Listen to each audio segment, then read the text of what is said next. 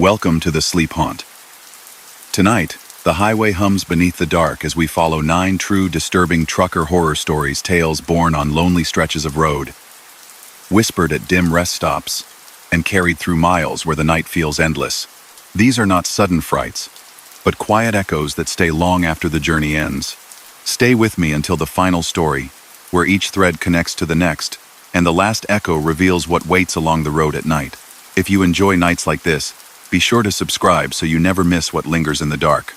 And before we begin, share your city and the time you're listening in the comments. I love seeing where these stories travel. Story number 1. In late summer, when heat clung to the asphalt and the horizon wavered like a mirage, a long-haul driver named Cal drifted west across the high desert with a refrigerated load of produce. He kept the window cracked to let the dry air pull through the cab and carry away the stale scent of old coffee. The sky was a bowl of cobalt, and the land a wide plate of emptiness, broken only by scrub and the occasional fence line that led to nothing. Day thinned toward dusk, and every shadow began to look like a road that hadn't been built yet. Cal liked this stretch, an old U.S. route that paralleled the interstate for a while, before breaking away into a ribbon where few travelers passed after dark. It cut the distance and cut the noise. Out here, there was nothing to crowd a mind. The engine worked steady and kind, and the radio was quiet except for a soft bed of static that rose and fell with the hills.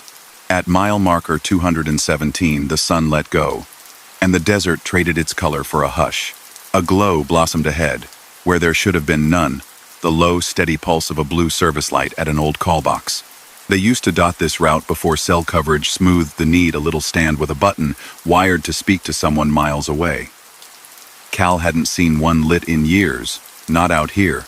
For a moment he thought he imagined it, the way heat seems to ripple up voices when you're alone long enough. He rolled off the throttle and let the rig coast. The blue light held. No other cars. No hint of a breakdown on the shoulder. Just the light, beating gently against the dark, like a heart under skin. He pulled onto the gravel and let the truck settle, hazards ticking with their own private rhythm. The desert answered with its dry breath and a chorus of insects, distant, thin. Cal stepped down. The evening laid a cool hand on the back of his neck. He walked toward the call box, old paint flaking from the post, the handset cradled in a metal loop, cord coiled and cracked. Up close, the blue glow wasn't a bulb but a small glass bead, like the kind on road signs that catch and magnify light. It shouldn't have been powered. It shouldn't have been anything. He reached toward the button and paused, listening. Behind him, the gentle tick of cooling brakes, the far-off song of something winged. Ahead, just the quiet. He pressed the button anyway. The speaker rasped to life, not with a voice, but with the sound of wind crossing a mouthpiece, and then a faint click, as if someone on another end had set a receiver down very carefully. Cal stayed still, his thumb hovering over the button, and then the sound came.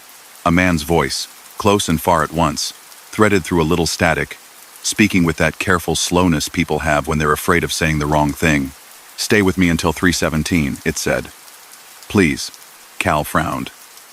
The clock on his dash would read just after 8. 3:17. That was a long vigil. Mistake, he thought. Prank. Someone left a line open, and a recording looped. He looked down the stretch of highway. Far to the east, a faint pair of headlights bobbed, tiny as a pair of fireflies. "Can you hear me?"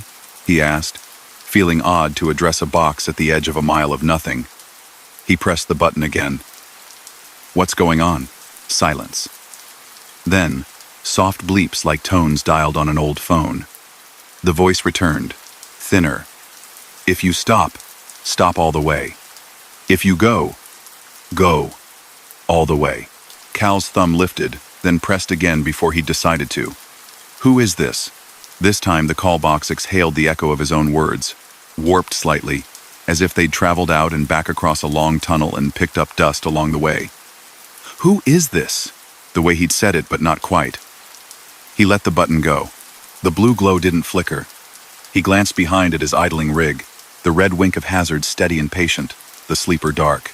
He had a rule about helping. If someone needed it, he would. If he could. He swept the shoulder with the beam of his flashlight, though the world didn't call for it yet. No stranded car, no skid, no footprints in the soft strip. Only his own tracks from the truck to the box, clear in the dust. He pressed the button again gently. "I can wait a few minutes," he said. "But I've got to keep moving," the speaker hissed, and then, as if turning a page a second too slowly, offered another sentence. "You'll hear your name in a place where there's no one." Cal licked a dry lower lip. "Who are you?" he asked, and again heard his own question float back, thinner, older. He felt a small, not unpleasant chill that had nothing to do with temperature. It was the kind of feeling that comes when you stand at a door and sense someone on the other side raising their hand to knock. The eastbound speck of headlights grew and slid past, a compact car that didn't slow. No one glanced over. Cal looked down the straightaway and saw only darkness ahead. He checked his watch, though he already knew. 8:24. He didn't want to stand there trying to interpret a box that shouldn't be communicating, so he made a decision. He set the handset back in its cradle, though he hadn't lifted it, and crossed back to the cab. He climbed in, shut the door, and watched the blue glow in the mirror until the road curved and took it away. The desert reclaimed its hush. The highway unspooled. The radio, unused, made a sound like breath. Cal settled into the rhythm again and glanced at the clock on the dash and didn't care for how steady the numbers looked. He shook it off and thought about the service light. Power poles ran along the road, but not to the call box. He told himself the box had its own battery and a motion sensor, the way some old emergency roadside setups used to. Someone had forgotten to decommission it properly. The explanation slid into place and smoothed most of the ripples. At mile 241, the radio found a station by accident and then lost it. Voices emerged for a beat, music from a decade ago, and then faded. He didn't change the dial. He drove, and for a long patch, nothing asked anything of him. The land wedged itself between night and day and held still. Then, at mile marker 259, the road widened to accommodate a rest pullout, a pocket of asphalt with a bulletin board and a trash bin, and an old payphone mounted under a canopy, the kind of place built to hold a picnic table long since removed. Cal wasn't tired, but he wasn't untired, and his water bottle had more sound than liquid. He took the exit. The payphone stood there like a prop left behind when the scene wrapped. Its metal was dull and soft under the sodium light. A little rectangle of sticker remained where a number would have been.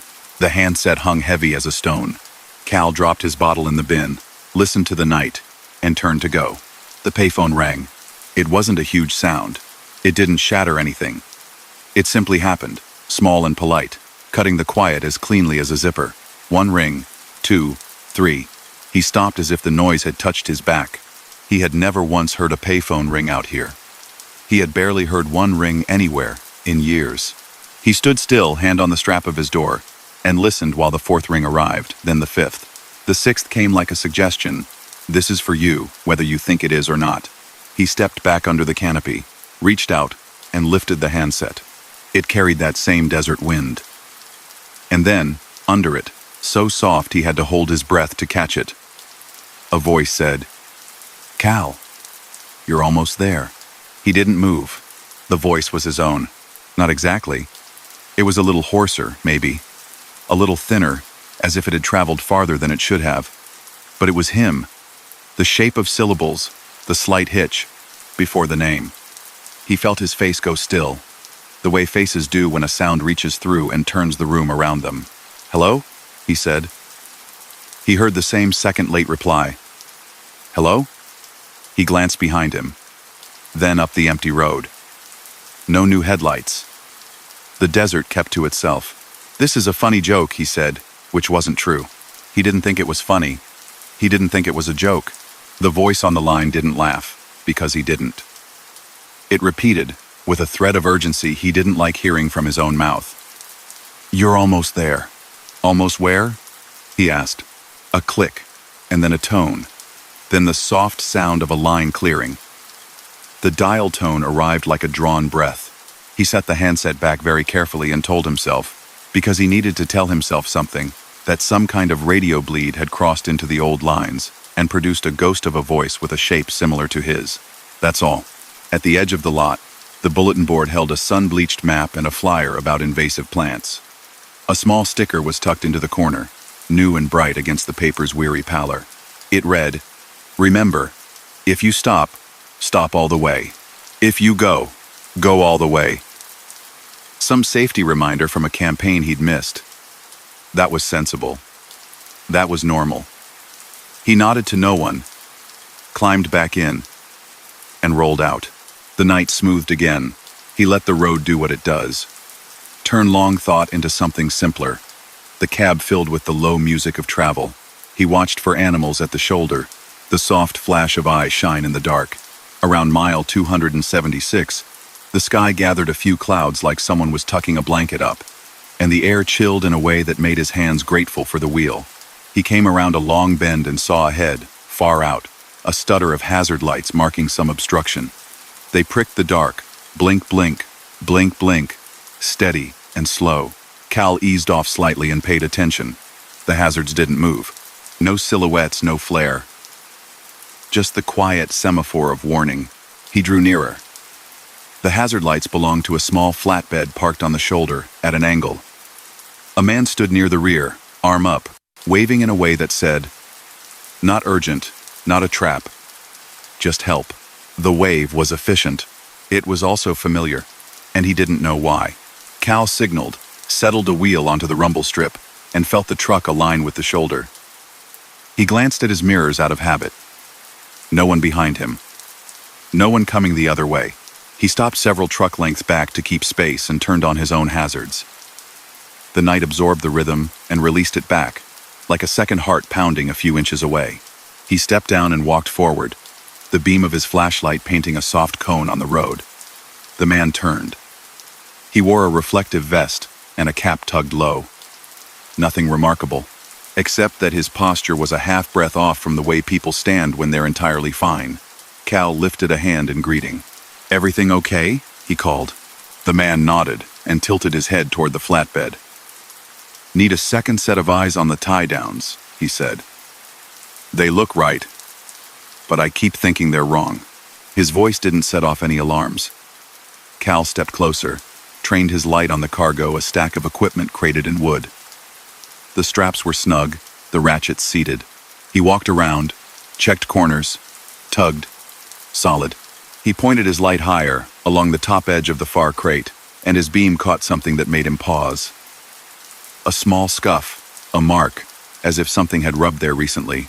He angled the light and saw, faintly, a set of letters written in dust by an impatient finger, almost wiped away.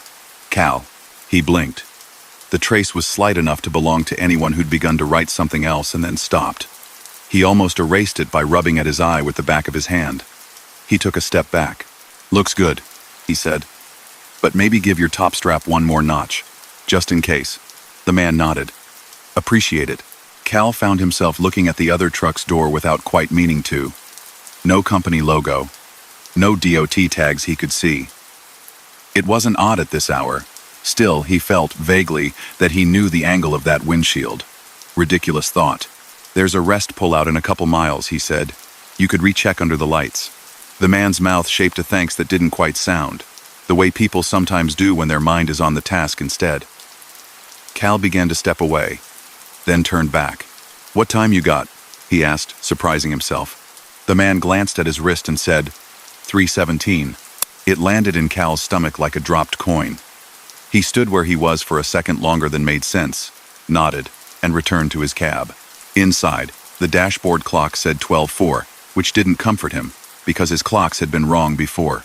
He rolled forward, past the flatbed, and glanced once at the driver as they came level. The man lifted a hand, and in that pale moment between blinks, Cal had the bone-deep impression of seeing himself through fogged glass, not a mirror image, but an echo of shape and habit. He pulled back onto the road, breath steady, eyes on the painted line. He didn't look in the mirrors. When the rest pullout appeared, he didn't stop. He watched as it passed, a small square of light in the dark, and saw the payphone under its canopy. It was quiet now. He counted the lines on the pavement, until the little glow slipped behind and was gone. The road narrowed where the land rose in shallow shoulders. Ahead, a turn arrow sign warned of a gentle S-curve, and then, beyond, a low bridge. Cal took it at speed, appropriate for a prudent man. And it was only when he was on the bridge that he realized the barriers along its sides were new. Fresh paint, No scuffs. The world's most careful edges. On the other side, flares spat light into the night within a closed-off lane. A construction sign he'd not seen listed in any road bulletin trundled its blinking arrow. Merge left. The lane narrowed. He nudged over and rolled through the short channel between cones. A workman in a reflective jacket stood beyond the flare's warmth and lifted a hand for him to slow another whisper. Cal did. He passed, and in the mirror, in the double lash of hazard light, he saw what the cones were hugging him away from. A shallow sink in the asphalt where the line dipped, then vanished into a dark oval no wider than a panel truck. Fresh edge. Neat. Non-negotiable. A hole where there should have been ground. If he'd been distracted, if he'd stopped and started again badly, if he'd flickered attention for a second too long, his front tire would have taken that dip before dawn could show it sensibly. He drove on, heart slow because he asked it to be. After a while, the night loosened its shoulders. He reached a fuel station near town just as a soft line of pink arrived behind distant hills. He pulled in, shut down, and went inside where the air smelled like coffee and floor cleaner, and the quiet of people being gentle in early hours. A deputy was nursing a cup at the corner table, radio clipped to his shoulder. The woman at the counter smiled at Cal. He asked for coffee, and something warm he could hold in one hand. He took a stool and set the cup down carefully.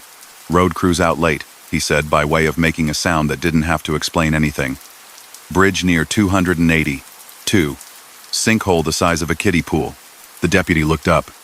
We just got that call, he said. Funny thing is, the first alert came through around 3:18, and that's when all the system pings hit. By the time we traced it, the caller had dropped. He sipped. Dispatch said the voice sounded familiar. The words didn't land hard. They just found their places and sat down at the table. Cal nodded. Outside, a small bird decided to sing into morning.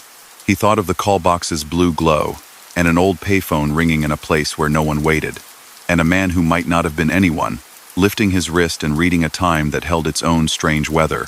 He finished his coffee. He thanked the woman behind the counter. He walked out into the light that would erase the night's edges and let the simple things look simple again. As he climbed into the cab, he noticed dust along the lower edge of his door. Someone had drawn a short line through it with a fingertip, then a second parallel to it, then a third, as if making a tally they forgot to keep. He rubbed it away without quite meaning to. He started the engine. The radio caught a station. A voice said his name, and then said the weather for counties across the state. He smiled at himself and set his route for the day. The old highway ran on, mild as a memory. The blue light at mile 217, if you passed it at the wrong hour, still pulsed now and then. People said long after the call boxes were torn up and the posts removed. The scuff of someone's name sometimes appeared on crates, or dust, or the back window of a pickup idling in a lot. It was only a pattern if you wanted it to be. Some nights it felt like care, and some nights it felt like the echo of a voice thrown ahead on the wind, folding back over itself until help arrived. Story number 2. In early autumn, when the leaves hadn't yet decided whether to turn or hold out another week, a driver named Mira steered an empty flatbed through a slow web of mountain roads between counties no one outside the region could point to on a map. She preferred nights for this run. The air moved cleaner through the gaps, traffic thinned, and the switchback settled into a rhythm she could hold with 2 fingers on the wheel. A half-moon skated behind thin clouds, and the ridgeline stepped away in softened layers like paper cutouts stacked in a shadow box. Her rig climbed, then eased, then climbed again. The CB sat on channel 19, low enough to be polite. Someone miles ahead mentioned biscuits at a truck stop 2 valleys over. Another voice advised a newcomer to watch the grade after mile 51. It looked gentle until it wasn't. Mira smiled. She had learned early to treat these hills like older relatives, respectful, attentive, and never rushed. Fog arrived as though it had been waiting behind the next bend all night. One moment the stars were there, the next they were not. White breath shouldered across the road and curled around the mirrors. The world turned soft-edged. Mira clicked her lights from bright to low and nudged her speed down, feeling not fear but a carefulness tighten in the palms of her hands. Breaker. A voice crackled, courteous and clipped. Rockslide at 53, eastbound. Use the detour at Old Mill. Dot crew says, follow their lights. Mira glanced at the green glow of her dash clock, then at the laminated list of hotline numbers in the pocket by her knee. The state's alert app on her phone was quiet. Fog could swallow a signal. It had swallowed bigger. She kept moving, easing around a curve where a stand of birch held paper-white trunks as if the fog distilled them. Old Mill. She pictured the road, one of those two-lane ribbons snaking along a creek that locals used as a shortcut and outsiders called a mistake. She sought a sign and found one. A temporary arrow, reflective and bright, bolted to a sawhorse. It leaned slightly, as if someone had set it down and the ground had settled beneath it. A yellow beacon on a tripod blinked a steady pulse on the shoulder. Beyond it, the figure of a flagger stood, arm lifted, wand upright. The vest stripes caught her lights and threw them back in clean bars. "Copy," Mira murmured into the mic. "Detour marked at Old Mill." No one answered, which wasn't odd or meaningful. She tapped her horn twice, a habit like knocking once on wood, and signaled right. The shoulder dropped away into damp leaves as she turned. The tires hummed across a seam where new blacktop met old, and then the highway was behind her, a plane of light cut off by fog, and Old Mill Road ran ahead, narrower and quieter than what she'd left. Trees leaned in, friendly or curious, and a creek kept pace on her right. Its surface swirled like glass, stirred with a spoon. The air smelled of moss and wet iron. Road paint had worn thin here. The center line was not so much a line as a thought of one. Reflectors hugged the edge, set low and small as eyes. Her air seat hissed softly as she settled her weight. The trailer made a sound like a ship rigging adjusting in a gentle swell. She rode the brake on the downhill in light taps and let gravity help where it wanted to. On the CB, voices rose and fell through static. Someone, methodical and calm, began reading mile markers and conditions in a cadence that made Mira think of a teacher taking attendance. 50, clear. 51, fog thick as milk. 52, watch for deer. She listened, grateful for any trace of order, and realized after a moment that the voice listed markers in both directions, numbers stepping up and back, as if they were mapping in place, not time. That didn't matter. The hills folded over each other out here, and roads met themselves by accident. She passed a barn painted decades ago with the remains of an advertisement for a cavern 2 towns distant. Letters flaked but ambitious. C. Cedar Caverns. Beneath, in a steadier hand, someone had later brushed, "Keep it slow." She smiled again, a hedged, private smile that only just tugged. The fog caught in her mirrors and made the trailer look longer than it was. A mile or 3 or 1 stretched into 3, by the way the road held the night she came around a bend and blinked. The barn appeared again, this time closer to the road. The same slogan, only the last word looked different at a glance. Slow had been rubbed and repainted until it read, S.O. So what? She had the odd thought, and let it go. "Eastbound?" said a voice that sounded older than the road itself, rough with spent air and friendly despite it. "Stay on the high edge of the curve after the second bridge. The low side breaks off sometimes." "Appreciate it," Mira said, and meant it. "Copy that," the same voice replied, as if reading a script in which her gratitude was already written. Her eyes dropped to the gauges in a sweep that had calmed more than one skitter of nerves over the years. Oil steady, water happy, air healthy. Her suspension gauge for the trailer rode a notch higher than empty should be. She frowned mildly, then clicked the light up a hair to see if she'd misread it. The needle didn't move. Not strange in damp weather, she told herself.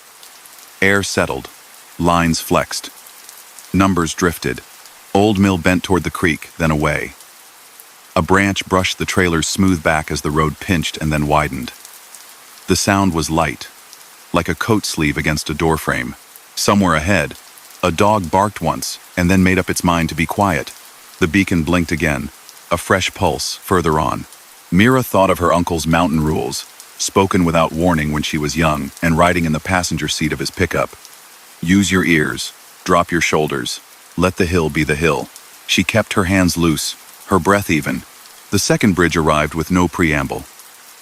A one-lane span of metal grating and planked sides that sang under her tires in a high, shy key. Her lights caught the sign at its entrance white with black letters, corners rounded from years of weather. Weight limit 20,000 lbs.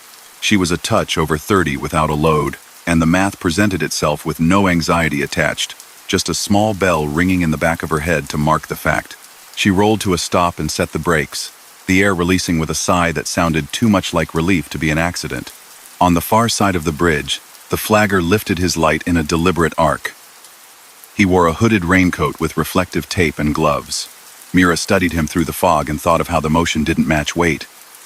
People move with a fraction of awkwardness. Even dancers do. This was clean, like a hand tracing a line on paper without touching it. Mira keyed the mic. Old Mill Bridge shows 20,000. I can't cross. Static returned.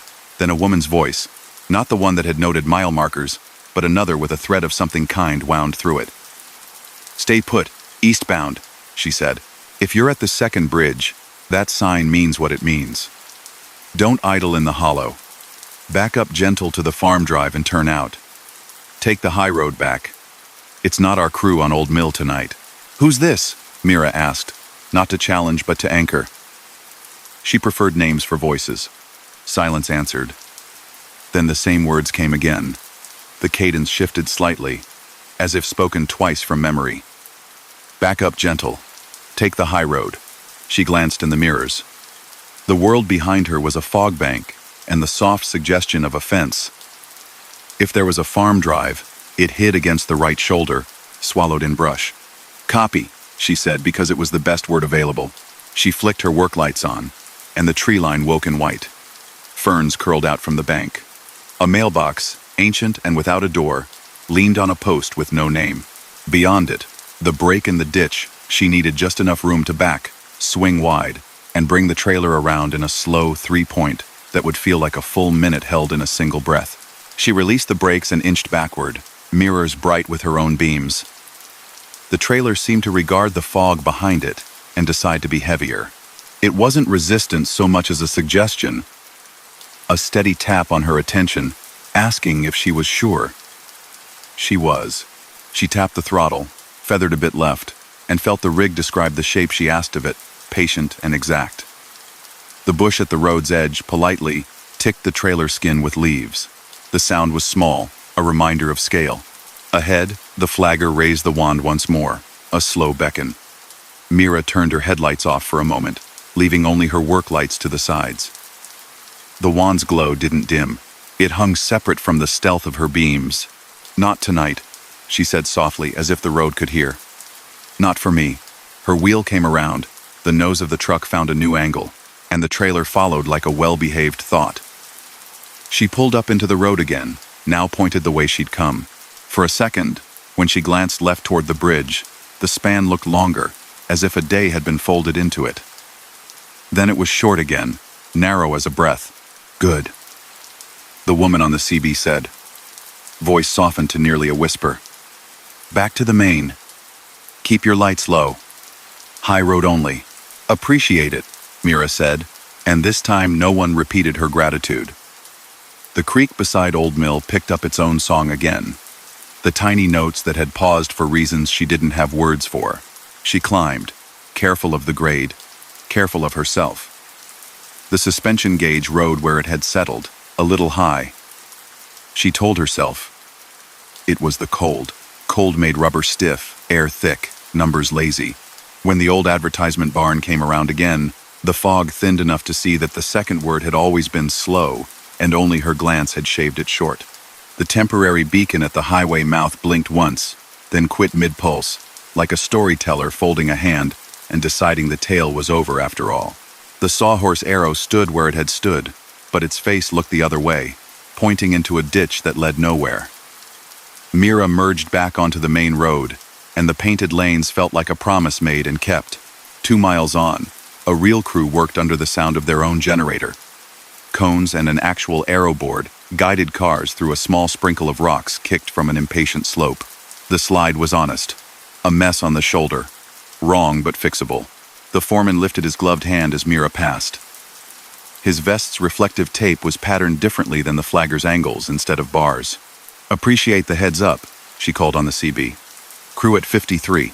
Small stuff. Copy, someone said, cheerful now. Fog's playful tonight. Mira slowed a touch anyway. She listened for deer, which had a way of announcing themselves by the absence of other sounds. The hills drew a breath. It held. It exhaled. At a wayside fuel stop with a view of a valley that would look like a painting in daylight, Mira pulled in for coffee and a stretch. The building was small, with a counter that had been polished simply by living. A bulletin board near the restrooms held flyers for a harvest festival, piano lessons, a lost dog with a crooked ear, and a photo of a line of trucks from a parade last summer, streamers tied to their mirrors like bright vines. The man behind the coffee pots wore a cap, embroidered with a trout, and had hands like he'd built his own porch. Fog rolled in quick, he said, pouring with the confidence of someone who'd poured since the day the place opened. You watched the low stretches around the old mill? I was advised to, Mira said. Took one look at the bridge and decided no thank you. He nodded, not surprised. Good. That bridge was condemned before I could drive. On bad nights, some folks see light down there like a cruise setup. County comes out once in a while and hangs a chain and sign and calls it done. Fog moves signs around. Makes a lie look useful. He slid her a lid. High road's duller anyway. Better dull. Mira thought of the voice on the CB, kind and precise. Who runs the radio around here? She asked. We all do, he said, smiling with his eyes more than his mouth. But you're asking about her. Sometimes you get a lady on 19 when the ridges have their own weather. She reminds people of old rules. She doesn't talk much in clear air. He said it the way people in mountain towns speak about a thing they've chosen not to argue with. Not superstitious, exactly. A courtesy. Back at the truck, the fog had lifted into a lighter veil. Mira walked the length of the flatbed with her coffee, almost out of habit, palms skimming the strap winches, the stake pockets, the metal warmed by engine heat. A smear of damp dust on the trailer's rear had captured a pattern as the leaves had brushed it, 3 faint lines aligned like tally marks on a calendar. She rubbed them away with her sleeve and watched the moisture bead again, innocent as breath on glass. Her gauge sat right where it had been when she'd left Old Mill. When she pulled onto the highway and found the steady speed she liked best, it eased down by a quarter hair. She didn't mark it or measure it beyond the acknowledgement that belonged to a driver's mental ledger. You note. You adapt. You keep going. She reached her drop yard by morning break and parked with care between a pair of trailers that would go out in the evening.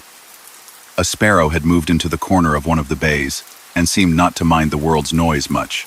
Mira sat in the quiet of the cab with the engine clicked off and let the silence have a turn.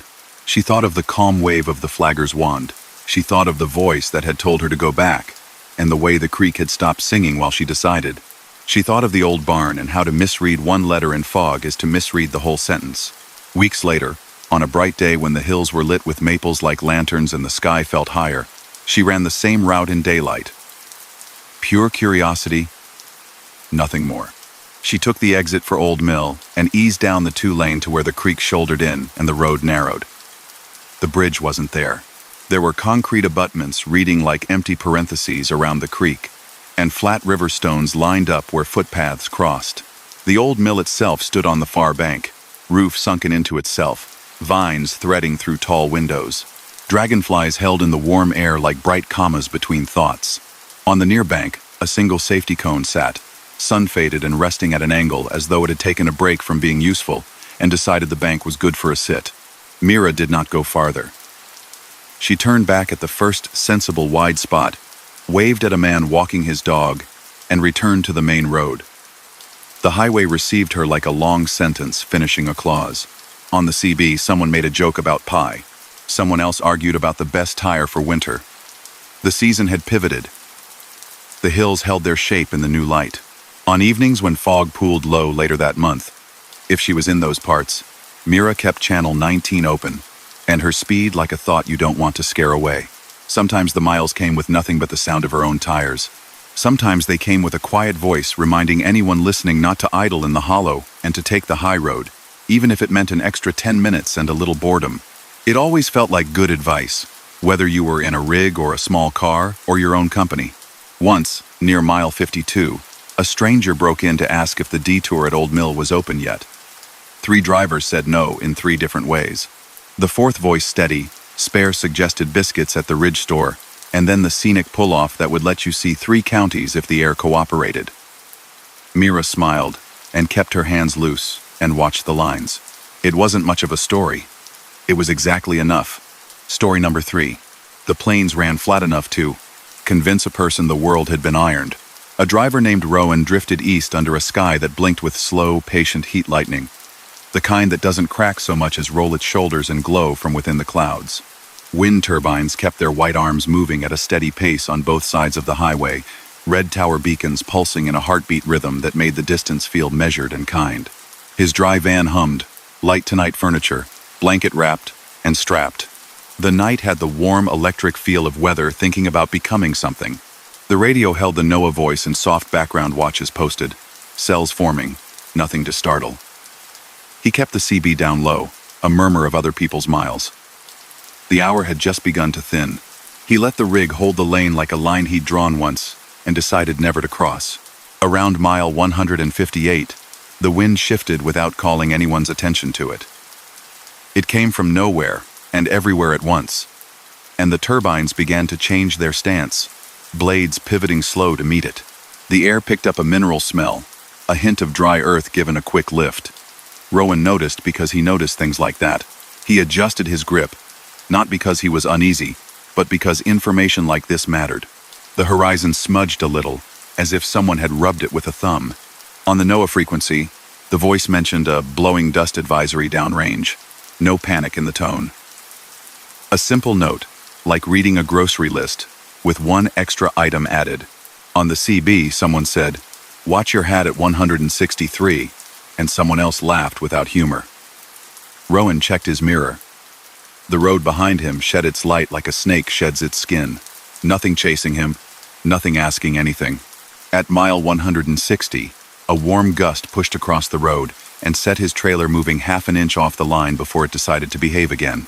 The turbines on the north field turned together, a synchronized, almost polite shift. Far ahead, the darkness thickened in one band, not a wall, not a storm yet, just a strip of air that had made up its mind to stop reflecting what was behind it. He eased his speed down the smallest amount and reached to make sure his vents would close with a single thumb flick if he asked them.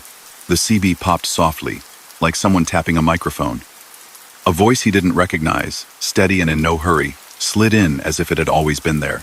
Eastbound at the 160 marker, it said, "If you're light and you don't like the way the sky looks, there's a maintenance lane at Cottonwind Road. We're running the service cut. Steady threes. Keep your distance and keep the line." Rowan glanced at his GPS. Cottonwind Road would cross under in 2 miles. The maintenance lane, if it existed, would be one of those gravel strips paralleling the towers, used by crews to reach turbine bases.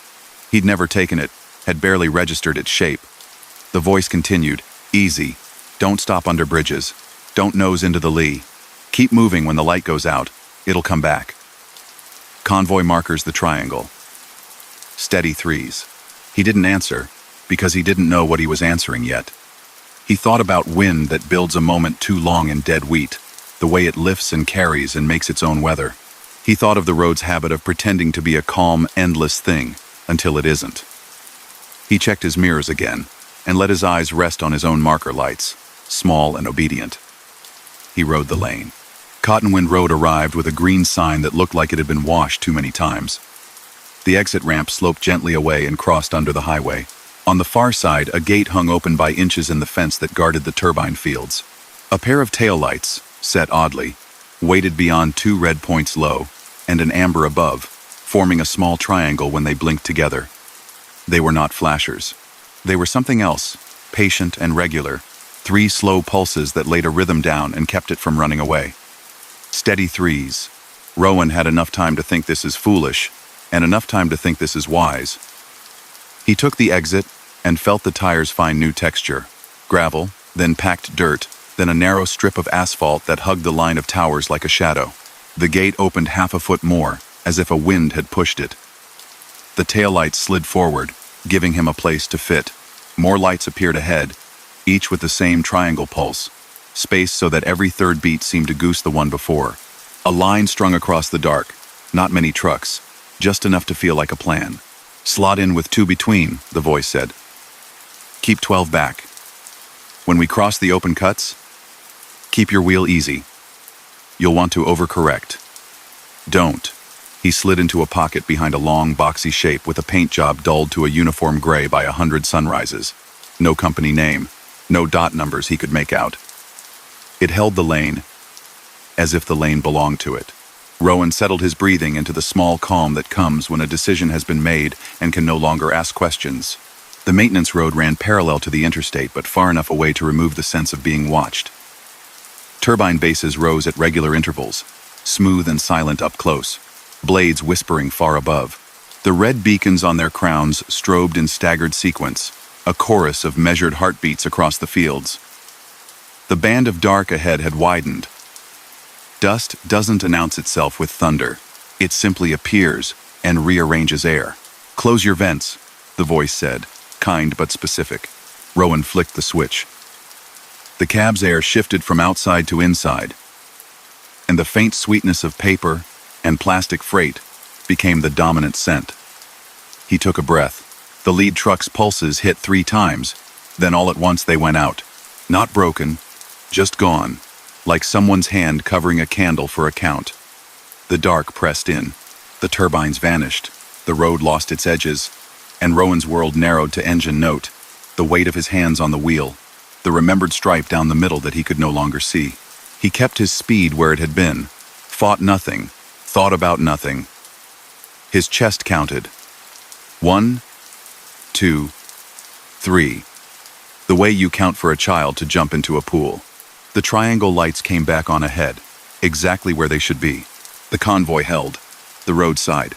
Beside them, through gaps in windbreak, the interstate showed itself in flashes like a silver river seen through trees. Hazard lights winked everywhere, small seas of red in a moving field. Dust rolled across in body-sized curls that hid shapes and then gave them back. He saw a car drift toward the lee of a bridge, and then correct, brave, and slow. He watched a semi put its right tires on the shoulder to avoid a new pattern in the air that wanted to be adrift. He was grateful for the distance, and did not pretend otherwise. The maintenance lane dipped between 2 fields and crossed a culvert where cattle sometimes moved between pastures. The convoy's line adjusted as one. The voice came again, a little softer now. "You'll get fireflies," it said. "They're not. Keep your windows up."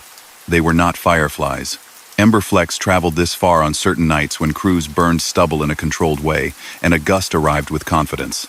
They lifted and twirled like tiny, good-tempered living things and went dim when they landed on the road. They were lovely, and they were not for touching. Rowan watched them bank in the air and felt the small tug in the chest that comes when beauty walks with caution. They moved on. The lane pressed close to the backside of a drive-in theater that had been a hill of grass for years. The screen still stood, pale and windowless, and a flock of starlings made a shivering rectangle of themselves on the long top edge, before deciding, as birds do, to be elsewhere all at once. A water tower farther along matched the speed of the rig until it didn't, then it slipped backward and out of mind. The CB cracked to life in a different voice. A woman this time clipped, calm. "Next cut soft," she said. "The far edge has a drift.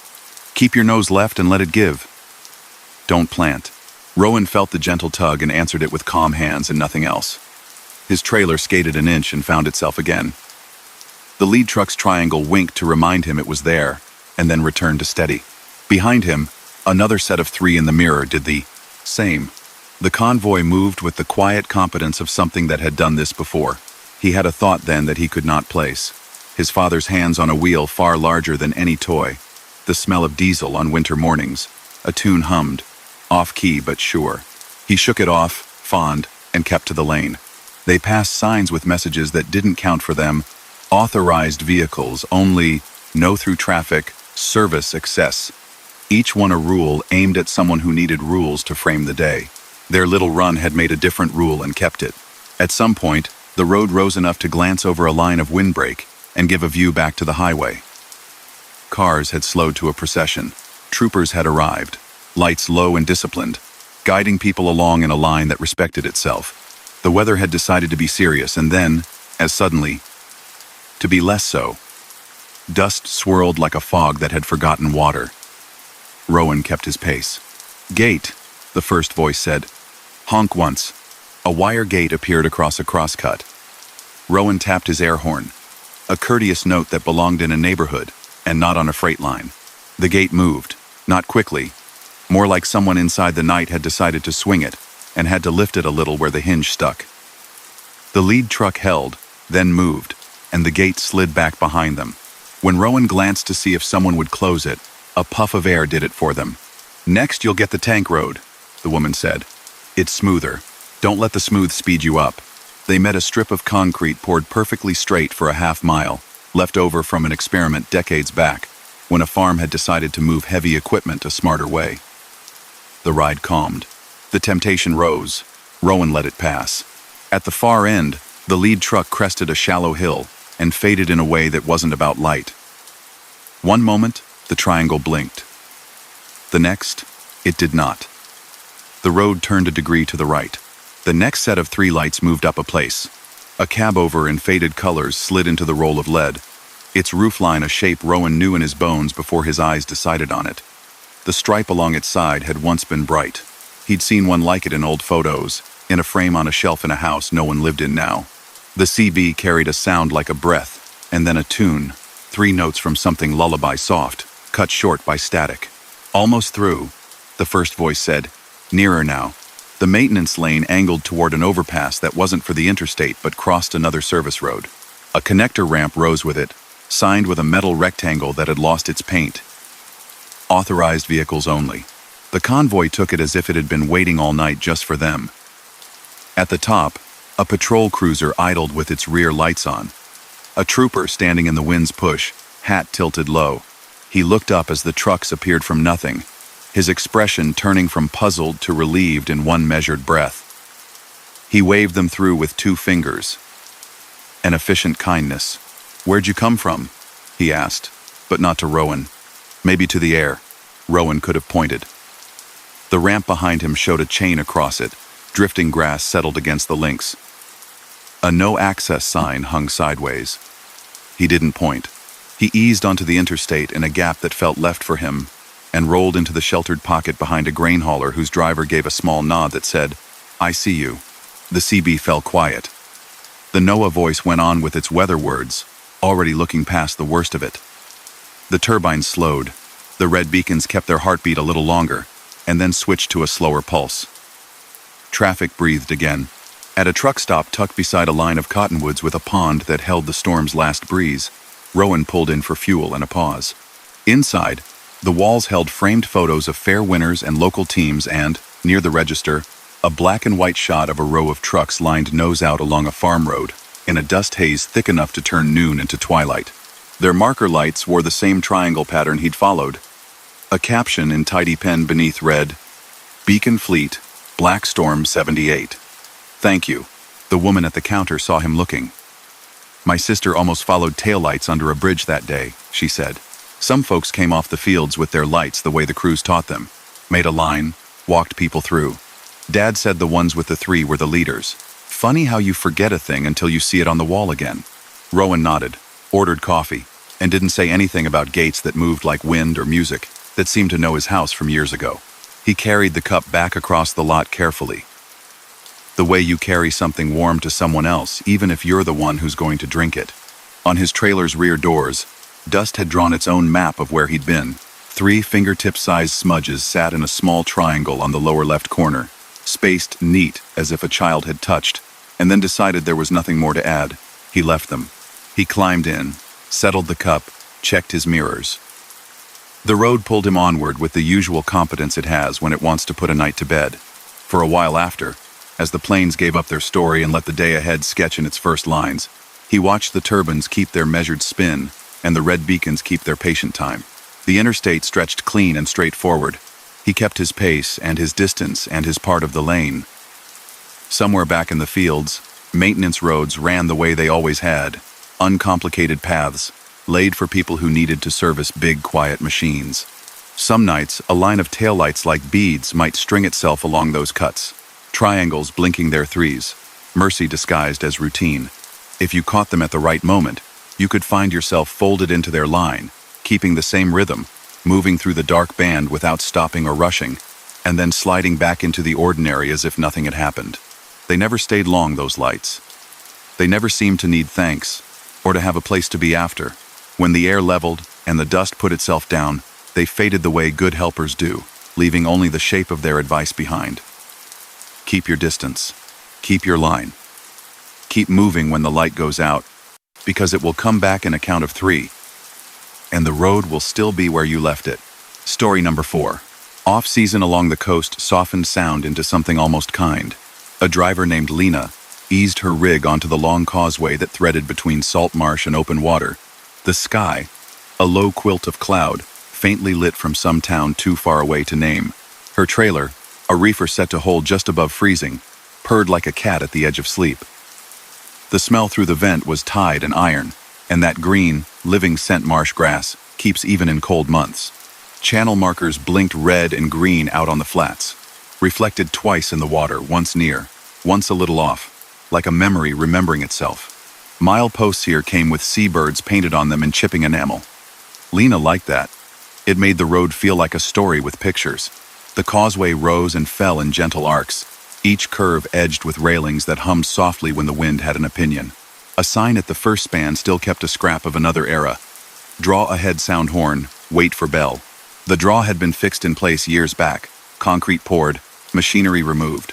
The rumor went, to widen lanes and keep vacation traffic from tensing up in summer queues. She touched the steering wheel with 2 fingers, light, attentive. The CB was low, Channel 19 carrying conversations that came and went like tides. A fisherman somewhere inland joked about coffee strong enough to strip paint. Another voice mentioned fog that wasn't fog at mile 10 sea mist that decided to behave like smoke. Lena smiled and kept her speed the way she liked it, when the world felt a little smaller than usual. Halfway across the first span, her NOAA radio kept for hurricane season and storms that built quick caught a marine transmission that shouldn't have carried this far inland. Palmetto Sound. Palmetto Sound. Draw test at slack water. All vessels stand by. 1 prolonged, 2 short. Tender acknowledges. The voice was warm, local, practical. She glanced toward the dark hem of the bay. No draw here anymore, not the moving kind. Maybe she was catching a station from the inlet far down coast. Signals did odd things across flat water at night.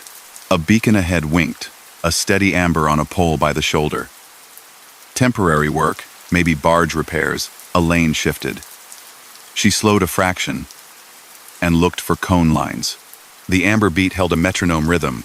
On, off, on. It felt reasonable, the way most signals feel reasonable until you realize they aren't for you. Lena's reefer unit clicked, adjusting to a new cycle. 33 held steady. The road felt calm beneath her tires. Then her headlights brushed up against a low car stalled just before the second crest, a compact with its hazards weakly blinking, hood closed, driver's door shut. No movement inside. No figure at the rail. No flashlight seeking help. The hazard lights pulsed out of sync with the amber, like 2 metronomes ticking on opposite ends of a table. She eased her rig over, hazards on, mind already running through safe steps. Give space, keep visibility high, check on occupant if there was one, call it in if needed. The air breathed around her in a way the ocean teaches everything to do. She set her brakes with a soft sigh and stepped down onto the damp grit of the shoulder, the chill sliding through denim to gently remind her she wasn't inland anymore. "Hello?" she called, not loud, not timid. The compact's windows were shaded with the salt bloom old cars wear along coastlines. She angled her flashlight and saw the interior neatly empty. A jacket folded, a pair of sunglasses in the cup holder, a map wedged between the passenger seat and the console. Keys gone. No note. Channel 19 popped. "Eastbound on the cause, you got a stalled ahead. Don't crowd it on the crest." Another voice, more local, more weathered. "If you're up against the draw, wait on the bell." She looked up, almost laughed at herself, and then didn't. The old sign's instruction was painted into this place so deep it felt like a reflex the road still remembered. Lena took a half step toward the compact to lift the hood, and at least look busy while she called. The amber beacon clicked off mid-pulse. The hazard lights on the compact slowed imperceptibly, and then steadied their blink to match a pattern she didn't recognize. A low tone rose from somewhere in the structure of the bridge, not a siren, not an alarm. A bell, round and patient, The sort of bell that begins to ring as if it has all the time in the world. 3 counts, silence. 3 counts, silence. The bridge carried the sound along its metal ribs the way a song uses the body of a guitar. Copy that. A new voice said on the radio. Not talking to her. Not talking to her. Slack at the top of the hour. Hold your lanes. Lena's phone said 12:1. Slack water the moment between tides when everything goes still and then decides to change directions without fuss. She looked down at the compact again. Its hazard lights blinked now in time with the bell, and the amber beacon on the shoulder agreed, and out on the water a red channel marker winked, as if brought into the conversation unwillingly. She wasn't a person who ignored her gut. The old draw might be bolted, might be part of the road now. But something in the causeway felt awake and gently requesting a pause. She returned to her cab and sat with the door open, one boot on the step, listening. Her reefer hummed, and the bell offered its measured note, and the air tasted like a copper penny held under the tongue. She thought of her mother tapping a foot under the kitchen table to slow a morning down so it wouldn't spill. On 19, a truck 2 miles back said, "Eastbound." Stopped at the crest. "You good?" "Stalled ahead," she answered, mic cupped. "Holding for a minute. You're fine." A quiet voice slid in.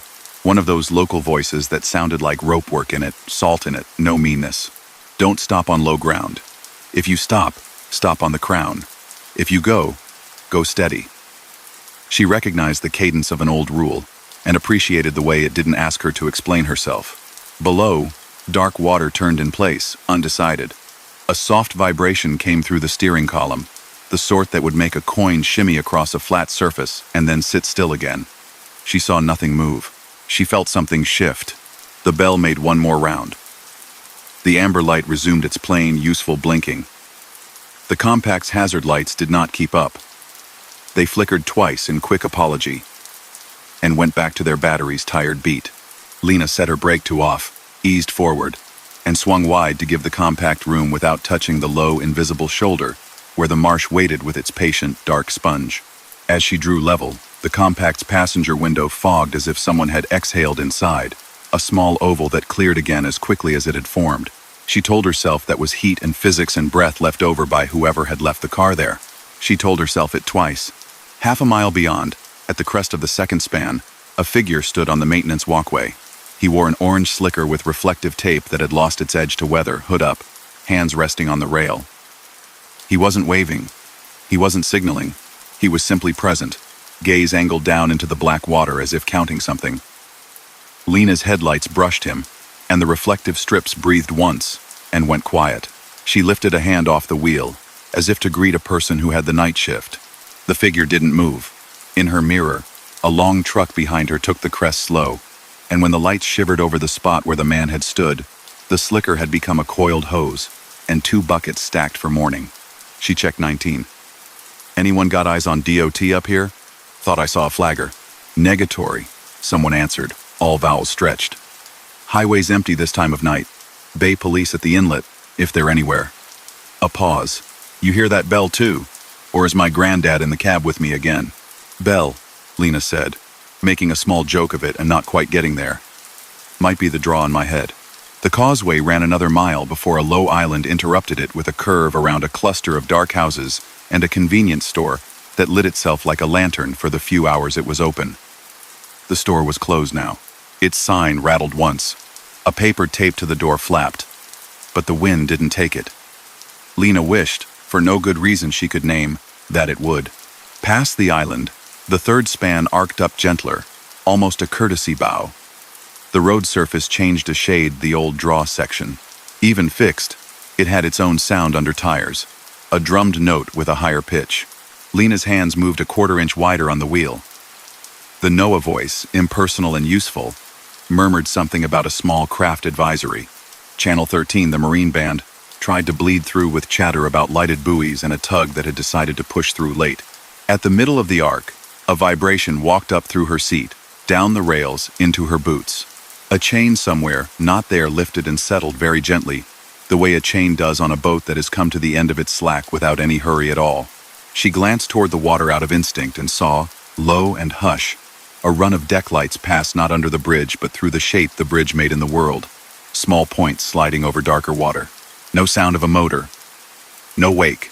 The bell somewhere knocked once, polite as a person clearing their throat. Someone on 13 said, "Clear as a bell itself." Tender acknowledges.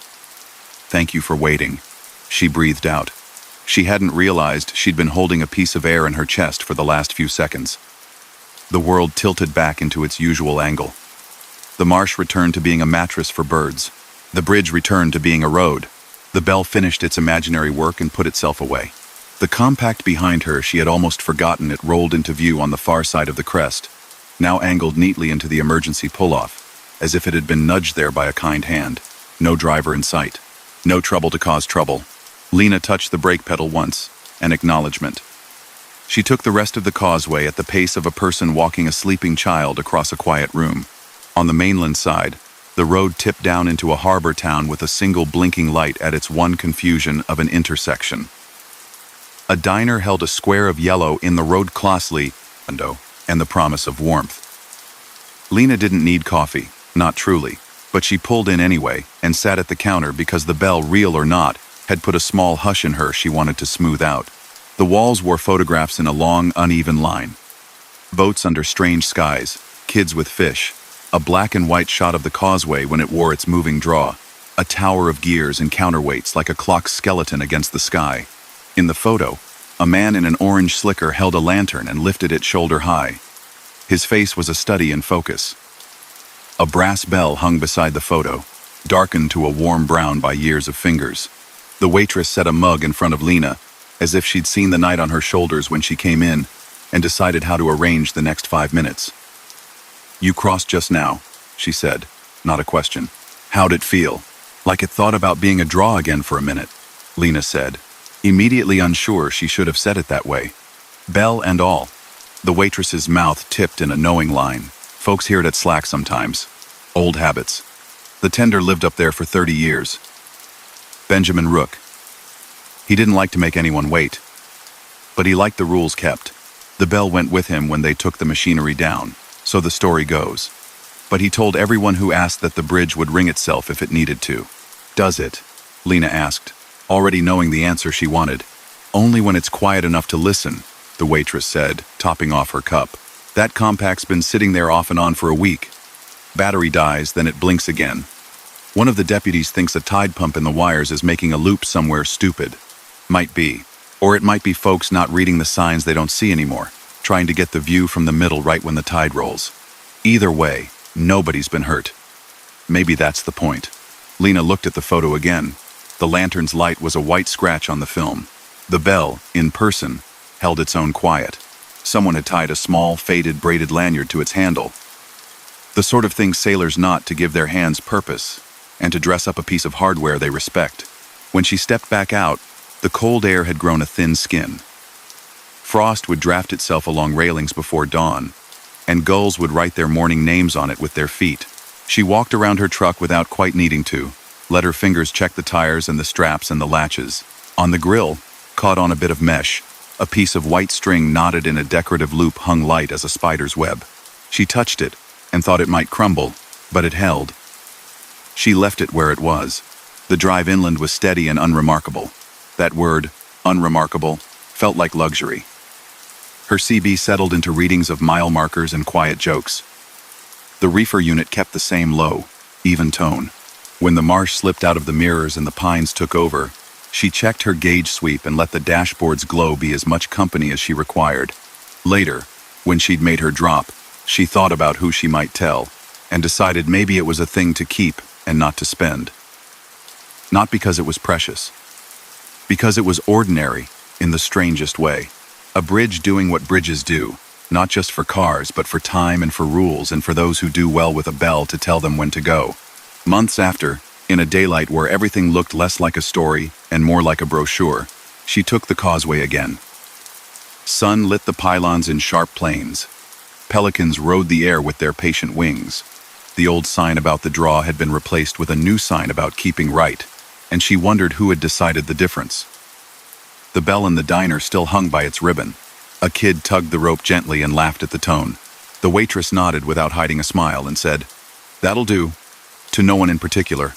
On certain late nights, if you were lucky and unhurried and your radio picked up stations it wasn't meant to hold, you might hear a tender say thank you into a microphone without a boat at the other end.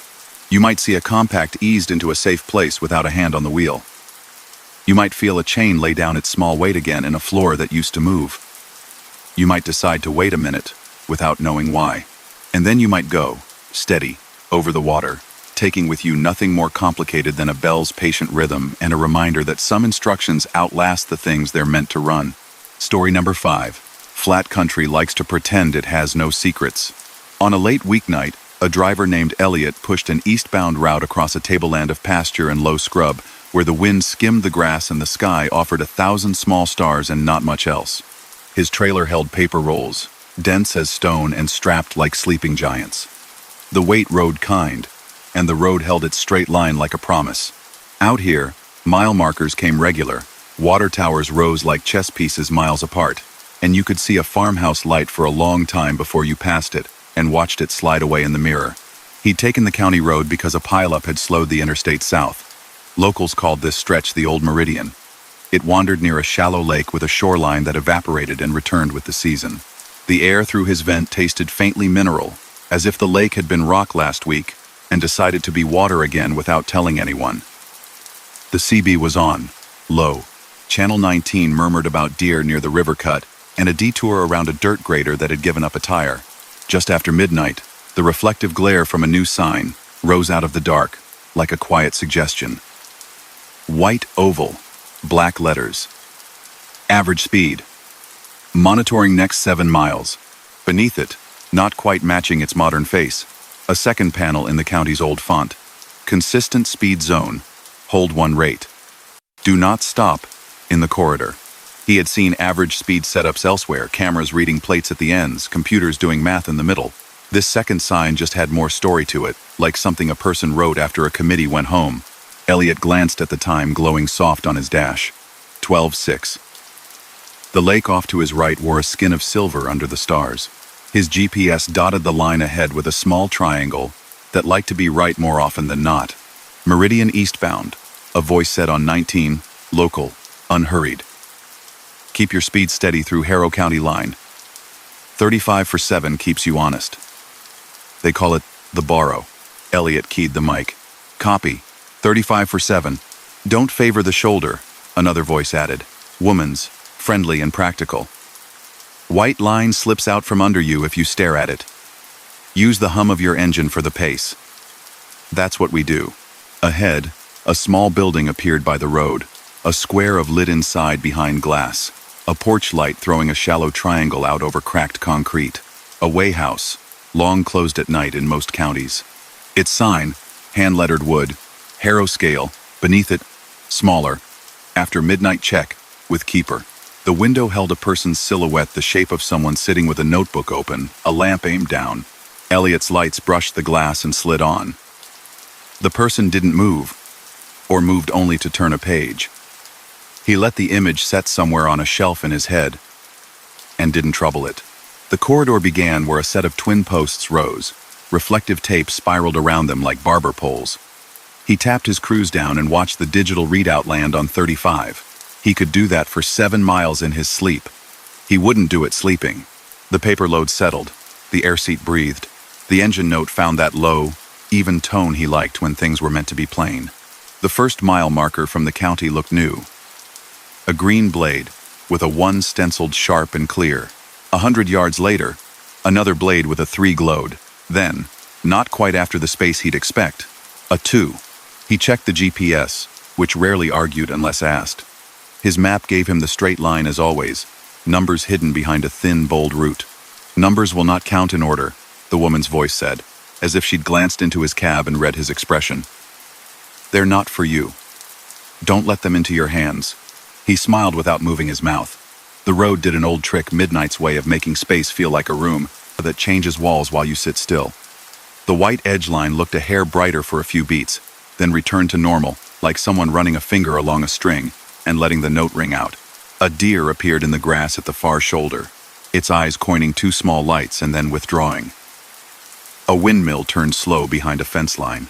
The lake, whenever he could see it through gaps in brush, lay close as a thought at his elbow.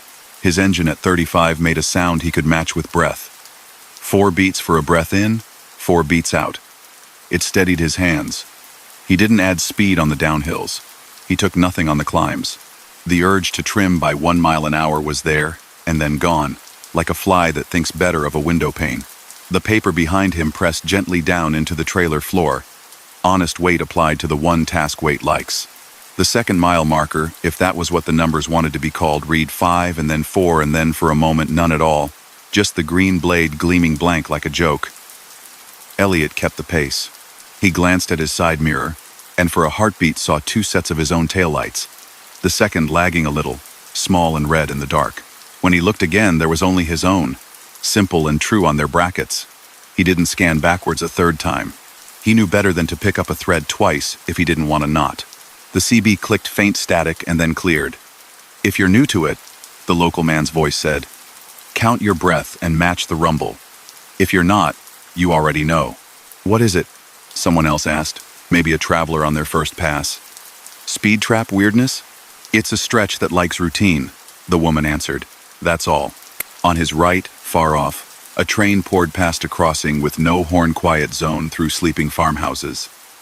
The passing lights looked like someone had strung a necklace along the dark and then pulled it once.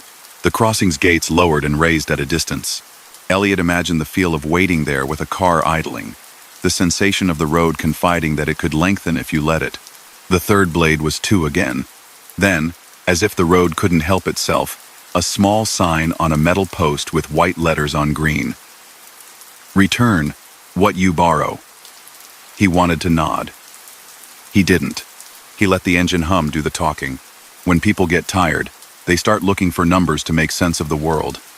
Elliot looked ahead instead, to the faint shine where the next patch of road would be.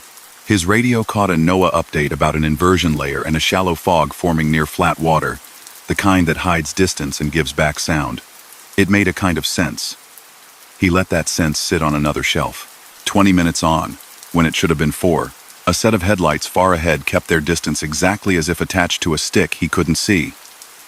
He didn't chase. They didn't arrive. He thought, amused in a small, practical way, about dogs and sticks and the game the world plays with itself when no one is looking. He set a finger against the cruise switch and didn't move it. At some point, the Wayhouse returned to his peripheral like a recycling thought. That didn't fit with geography. And he said so to himself. It doesn't fit. He kept the hum. The porch light in that window burned a softer yellow now, like lamplight under a shade. The silhouette had shifted, or he had imagined it. A hand lifted, then lower, the page turned or not. He didn't mind a rule if the rule kept him easy. 35, 7 miles. That was the deal. He ran the numbers in his head in a lazy way. A mile, every 1 minute and 42 seconds. 7 minutes and 54 seconds for 7 if the line were true. He had already gone longer than that. He allowed the idea of the borrow to hold shape without making it bigger than it was. Somewhere in the middle, a small curve introduced itself as a kindness. The road bent a careful degree left, then right. He kept the center, and the urge to trim the wheel too much passed. A rabbit decided to change sides and then changed its mind again. His intake of breath and his exhale found the engine's low, even song and followed it. Halfway through a counting that did not count, the CB clicked. Harrow Keeper to eastbound at the Barrow. The woman's voice had lifted a notch toward business. If your dash clock shows any time but 12, don't touch it. If you pass the blue windsock twice, keep steady. If you see 2 sets of your own lights, that's only a reminder. Elliot glanced at the windsock on a short pole to his left, blue as a bruise in the night, drifted out just enough to prove the air had a direction. He didn't think about whether he'd seen it before. He didn't check his dash clock. He knew this kind of request was less about superstition and more about leaving a delicate thing undisturbed while it did its job. "Copy Keeper," he said, and liked the taste of the title. The name Harrow County Line arrived painted across the asphalt in white letters that glowed under his lights, then slipped under his tires and belonged to his rear view.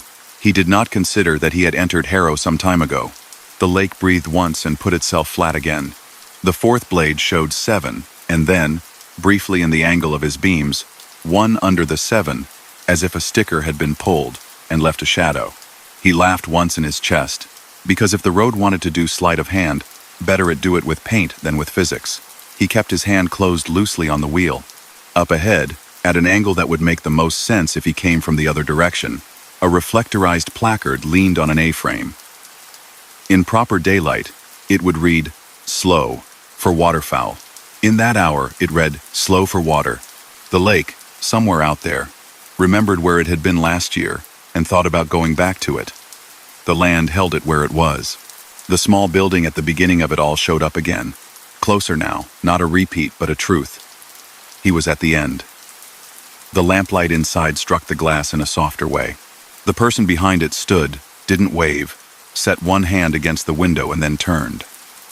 The porch light met his headlights and flattened into the wash. A sign on a stake at his shoulder, written by hand with an even brush, simply said, "Do not break until past the post." The post itself stood, painted white, nicked and repainted, in layers that made a history. He respected the request. He let the speed hold to the last inch, and then released cruise, gently letting his foot take the load his thumb had kept. No change, no surge. Past the post, his brakes took a note, soft and useful, and the rig settled. The world did not fold. It didn't need to. "Good," the keeper said on 19, so quietly he had to tip the volume up. Take the first truck stop past the ridge, idle 3 minutes before fueling. That gives the stretch back what it lent. "Copy," he said, and meant it with the same politeness he'd use when borrowing a tool. He glanced in his mirror as he rolled by the weigh house. In the window, 3 shapes stood where all night there had been one or none. A lamp, a ledger, and a thermos. The person behind the glass was no longer there, or had never stood exactly how he'd thought. A moth tested the light and drifted off. The highway beyond rejoined the usual. Signs faced the right direction, numbers counted in the sequence a person taught in school, and the small wind pulled at the grass with no intention except to go on being wind. The ridge wasn't much, just a rise that separated the shallow lake from a field planted in that winter cover that looks like a green scarf thrown over dirt. The truck stop sign glowed red and white in a way that felt ordinary and good. Inside, a wall clock made from a tire hung behind the counter, hands steady as recipes. The clerk wore a sweatshirt with a pelican on it and a name tag that read Janelle. She sold him coffee and slid a small flyer with local rules across the counter without ceremony. It listed deer hours, school months, a fair date, and at the bottom, in plain type, "Return what you borrow. Idle 3 minutes post. Borrow zone." Under it, with a dot, "Ask the keeper, if unsure." "Do people ask?" he said, curious but content. "First, timers," she said. "Folks who come through at noon don't believe it. People at 2 in the morning don't argue." It's been calmer on the road since the sign went, up asking for steady. Less fuss when the lake decides to be big. He set his coffee on the hood shelf by the pump and watched the minute hand drop 3 small marks. He listened to his engine settle in place, a warm, alive thing. He wasn't a person to talk to machines, but he had been known to say thank you to roads. He thought the word and didn't mind that no one heard him say it. Back on 19, someone came on tight and bright, voice new to the county. "What's this about a borrow? Numbers are off. I've been at 35 for 5 miles and I'm still at the 3 marker. GPS says I've gone 10. Keep the rhythm," the woman said at once. "Don't chase. You'll be fine by the Harrow line. If you stop, you'll double it. Don't stop in the corridor." Elliot didn't hear the rest because he was past the place where talk mattered. He climbed, he crested, he dropped back into his lane and let a harmless nostalgia pass through him, the kind that arrives after a small, odd success. In the weeks after, he found himself thinking of the county and its 7 miles whenever he met a section of road that asked a little patience. The borrow didn't feel like a trick so much as a request. He liked that better. It felt like the land's way of helping drivers ignore 1,000 tiny urges to press, adjust, correct. He told 2 friends with night schedules about it, and they told 2 more. The story stayed simple, like a recipe penciled on a card in a kitchen drawer. Steady 35, 7 miles, hand light, give back 3 minutes. It didn't need embellishment. One foggy night a month later, the voice on 19 sounded strained. "Borrow's loud tonight. someone said. Blue sock keep stirring. I paced wrong at 4. Had to loop. Take the bridge by the silo if you loop, the keeper said, same calm as ever. Don't cut across the gravel. You'll chase yourself into the fence. Elliot, coming from the other direction now, heard a new tone under the practical advice. A tiny, genuine affection for the drivers who learned rules and played by them, and then passed them on. He answered with a simple, "Evening, keeper," and got a "evening," in return shaped like a nod. He never met the person behind the glass. He didn't see the ledger up close. Once, in a diner an hour away, he saw a corkboard with a photo of the Way House in daytime.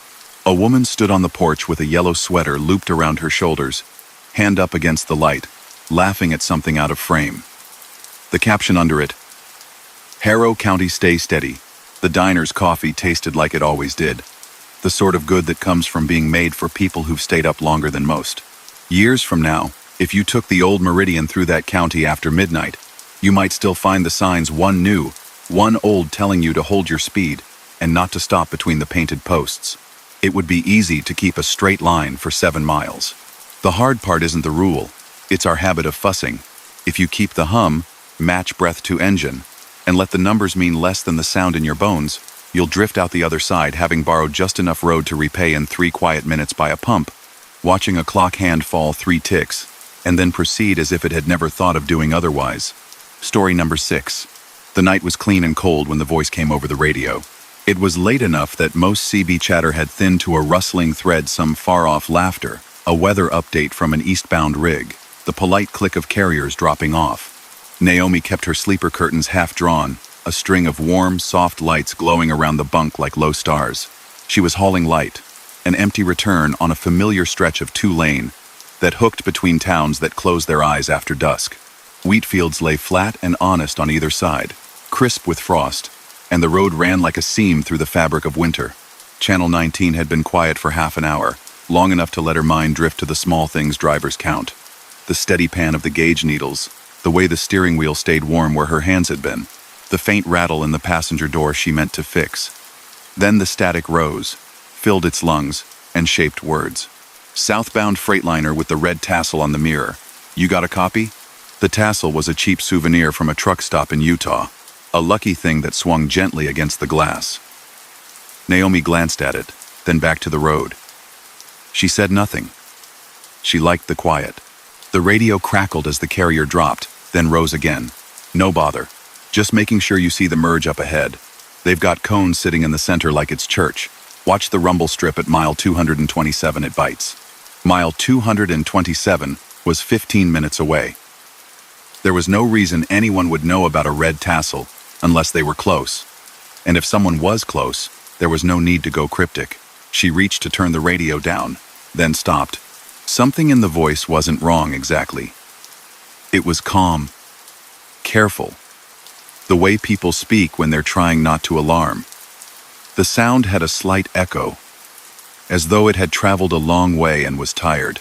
The signage came up on cue. Road work ahead, then a row of orange drums standing like quiet guards. The merge ran smooth, and the rumble strip did bite. The wheel trembled under her hands. A long, dark tanker slid toward her in the opposite lane, its lights distant beads that grew and crossed and dwindled. Bit by bit, the blue-black outline of a truss bridge rose ahead, its latticework like a steel spiderweb against the stars. Naomi knew this bridge. She'd crossed it a dozen times. It was old, but the county maintained it like a favorite heirloom. Wide load went through earlier, the voice said. Bumped the guard on the west entrance. It's scraped. Just keep it centered. You'll be fine. She almost answered then, almost said thanks, almost said who is this and how do you know, but the way the voice sat in the cabin with her made speech feel like a shift in weight that would tilt the whole night. She reached up, flicked to a different channel 17, then 9, then 21, and the voice followed, always a beat later, as if the road itself were changing lanes to keep up. A green sign flashed past. County 6. The shoulder narrowed to almost nothing, and the bridge's approach balled the darkness closer. The old rivets gleamed dully. The guard had been scraped. A bright scar flashed where paint had been taken down to fresh metal. She left the bridge behind without drama. Tires hummed over planks, then found asphalt again. The voice went quiet. She drove another 10 miles without a word. The frost grew thicker on the grass in the ditches, pale and glittering like salt. When she rounded a gentle bend, the land opened to a long straight. Out there, far off, a string of 3 red lights hung low and steady, like a small constellation caught in a snare. "Don't follow those," the voice said, soft enough that the static almost ate it. "They're not for you." She slowed a little. The lights shifted, widened, narrowed, as if winking through thermal waves. There was no turnoff, no access road, no sign that any vehicle could sit that far into the field and be level. She looked for the glow of a farmhouse, the square edges of a barn. There was nothing. Just those 3 mute points. "Who is this?" she asked finally, the words dry in her mouth. It felt like switching on the cabin lights in the middle of the night, necessary but rude. A small delay then. Just someone who had a long night and didn't like the ending. A northbound box truck rolled by, its driver a shadow behind glass, the storm of his slipstream making the tassel jump. Naomi didn't press. The lights in the field floated beside her for a while, keeping pace on nothing, then fell back and went out, as if a hand had cupped them one by one. Her next fuel stop was an old station that had passed through different owners without repainting. The sign whistled in the wind. The concrete was clean and cracked, the sort of place that had not yet been discovered by the glossy chain to prop a new logo over. The kind of place that sees familiar rigs and knows them. She pulled in under the canopy, set the brake, stepped out into cold that bit without malice. Diesel clanked in her tank like coins in a jar. Across the road, a set of county buses slept under a long aluminum awning with a sag in its spine. A dog somewhere barked twice, then remembered winter and got quiet. Her hand hovered over the radio when she got back in. She flicked to channel 19 again. Silence. Then faintly, "Appreciate you stopping there. The next one? They've got a camera pointed a little lower. The angles feel wrong. This one's safer." Naomi looked up automatically, half expecting to see a lens on a pole tracking her gaze. The wind pushed through the canopy supports and made soft music. She checked her mirrors out of habit. Her own face looked back at her, tired but alert, a little older than 30, hair pulled under a knit beanie, eyes that had learned how to rest while working. "What's your handle?" she asked, not bothering to hide the edge in her tone now. Another delay. The delays were starting to feel like someone looking around before leaning closer, like someone making sure no one else would hear. "They called me 10 Mile. Used to count the distance between my mistakes." The humor in that, a small dark chip, sat heavy. Naomi set her coffee in the holder, eased out of the station, and rolled onto the blacktop again. The radio hissed, thought about words, found none. As the night deepened, the land began to sag gently into a shallow basin that held a thread of river too narrow to be grand, and too stubborn to dry completely. The county road she normally took crossed it on a newer span 5 miles ahead, wide and pale and clinically safe. But she saw, out her passenger side, a silver gleam of old steel that ran parallel lower, a laid-aside relic. The old bridge was still standing, a half-ghost put out to pasture. Its decking lifted, its trusses empty, only the bones left to answer the wind. "Don't go down there," the voice said very low. She hadn't had the thought. The thought arrived at the same time as the warning, and the doubling of it made her throat tighten. The turn-off to the old approach appeared like a memory unmarked, gentle, a worn bite taken out of the grass. She didn't signal, didn't slow, didn't even glance toward it. The night seemed to notice anyway. The weight of it shifted, settling deeper. Mile 236. The sign stood slightly crooked, as though the post had given up arguing with frost heaves. Someone had scraped a name into the back of it with something sharp. Letters stiff and serious. She didn't look long enough to read it. "Tell me something," she said. "If you don't want me to follow lights out in a field, and you don't want me to take old roads, where did you go?" The pause this time was long enough that she thought the connection had finally died. Then, into the river. Not on purpose. The night was thick, and the cones were wrong, and the second advisory board was missing, and the rest dissolved under a wave of static. When it cleared, the voice had grown quieter, as if speaking through a scarf. "They pulled me out a month later.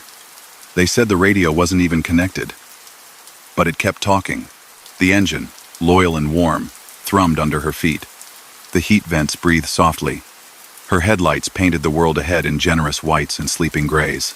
The road, that patient stripe, never lifted its voice. "You're not connected either, are you?" she asked.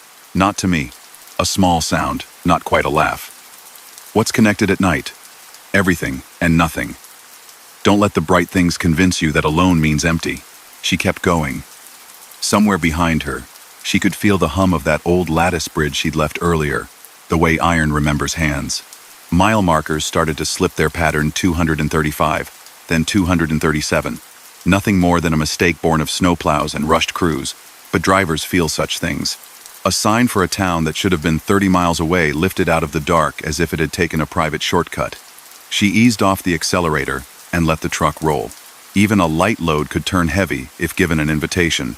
The night loosened a notch when she saw the lights of a rest area. It was not a big place. A loop of asphalt. A brick building with warm windows. A rectangle of picnic tables left to their own thoughts. And a semi-trailer sat alone at the far end, its side painted with the faded promise of a bakery that likely no longer existed. Naomi pulled in 2 spaces away, careful with her angles, a courtesy learned and kept. She shut down the engine and let the sudden stillness bloom in her ears. The radio offered quiet. The building's hand dryers whined and stopped, a brief mechanical sigh through the walls. She sat and breathed, and did not move. Frost fattened on the mirror's edge. A moth banged itself against the glass of an exterior sconce, confused by the moonless light. "Rest," the voice said. But when it spoke now, it wasn't coming from the speaker. It lived in the air of the cab, in the cloth of the seat, in the hollow space inside the steering column. It was everywhere. Somehow, that made it less frightening. Rest, then finish. Don't take the middle road. Which middle road? There were 3 options when she got back on. The main highway, the county connector, and an agricultural route that cut through fields and forgot where it was going twice before it remembered. She closed her eyes for a few minutes and let the dark inside the lids match the dark outside the glass. Sleep stayed away, polite but firm. She opened her logbook, made her clean entries, and when she capped her pen, a small line of ink she didn't remember writing wavered near the margin under the time. Keep going. Maybe she had written it. Fatigue does small, private things. 15 minutes later, she rolled out again. The rest area emptied behind her in the mirror, shrinking without drama. Just another pocket of warmth, surrendered back to frost. A county patrol car passed, its presence more comfort than threat.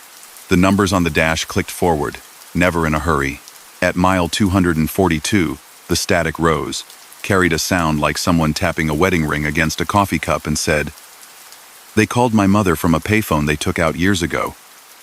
Told her they were sorry." She left it up in the kitchen like a shrine until the landlord said it looked odd. "You don't have to listen to me. You can pretend this is weather. But if you can skip the middle, skip the middle." Naomi signaled for the main highway. The agricultural route had always made her uneasy at night anyway, too many sudden turns, too many ditches that didn't forgive. The county connector, the middle, would have shaved 10 minutes and smelled like hay. She bypassed it. The ramp to the interstate curved like a lazy arm. She took it, grateful for wide lanes, grateful for the company of other lights moving in disciplined lines. Traffic gathered into a measured flow around her. A reefer with a blue stripe settled a quarter-mile ahead, a day cab hanging back behind. Things felt normal, which, at that hour, is the softest magic the road can do. The voice receded, not gone, just folded in. At the top of the next hour, a sign appeared. Bridge work next 5 miles. Lane shift. The night had found a way to double back after all. Cones, a small army of them, stood in neat ranks.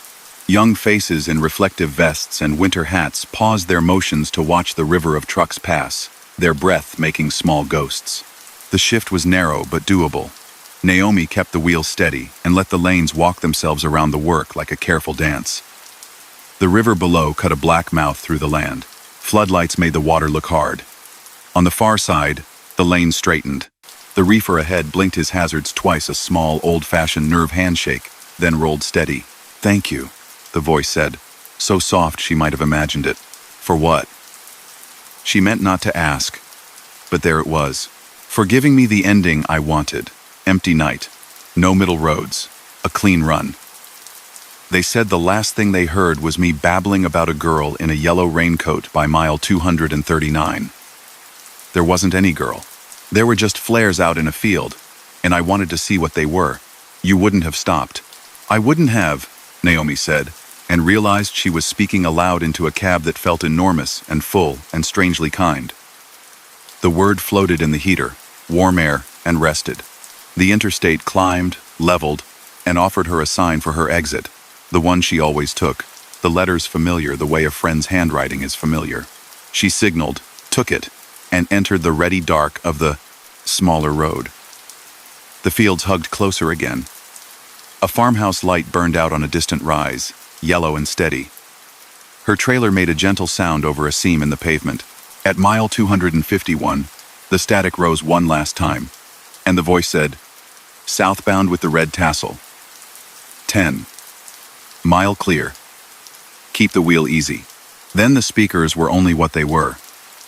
Damp little mouths with nothing to say. The radio's needle glowed green. The cab settled into itself, as if it had been holding its breath and chose to release it. Naomi delivered on time.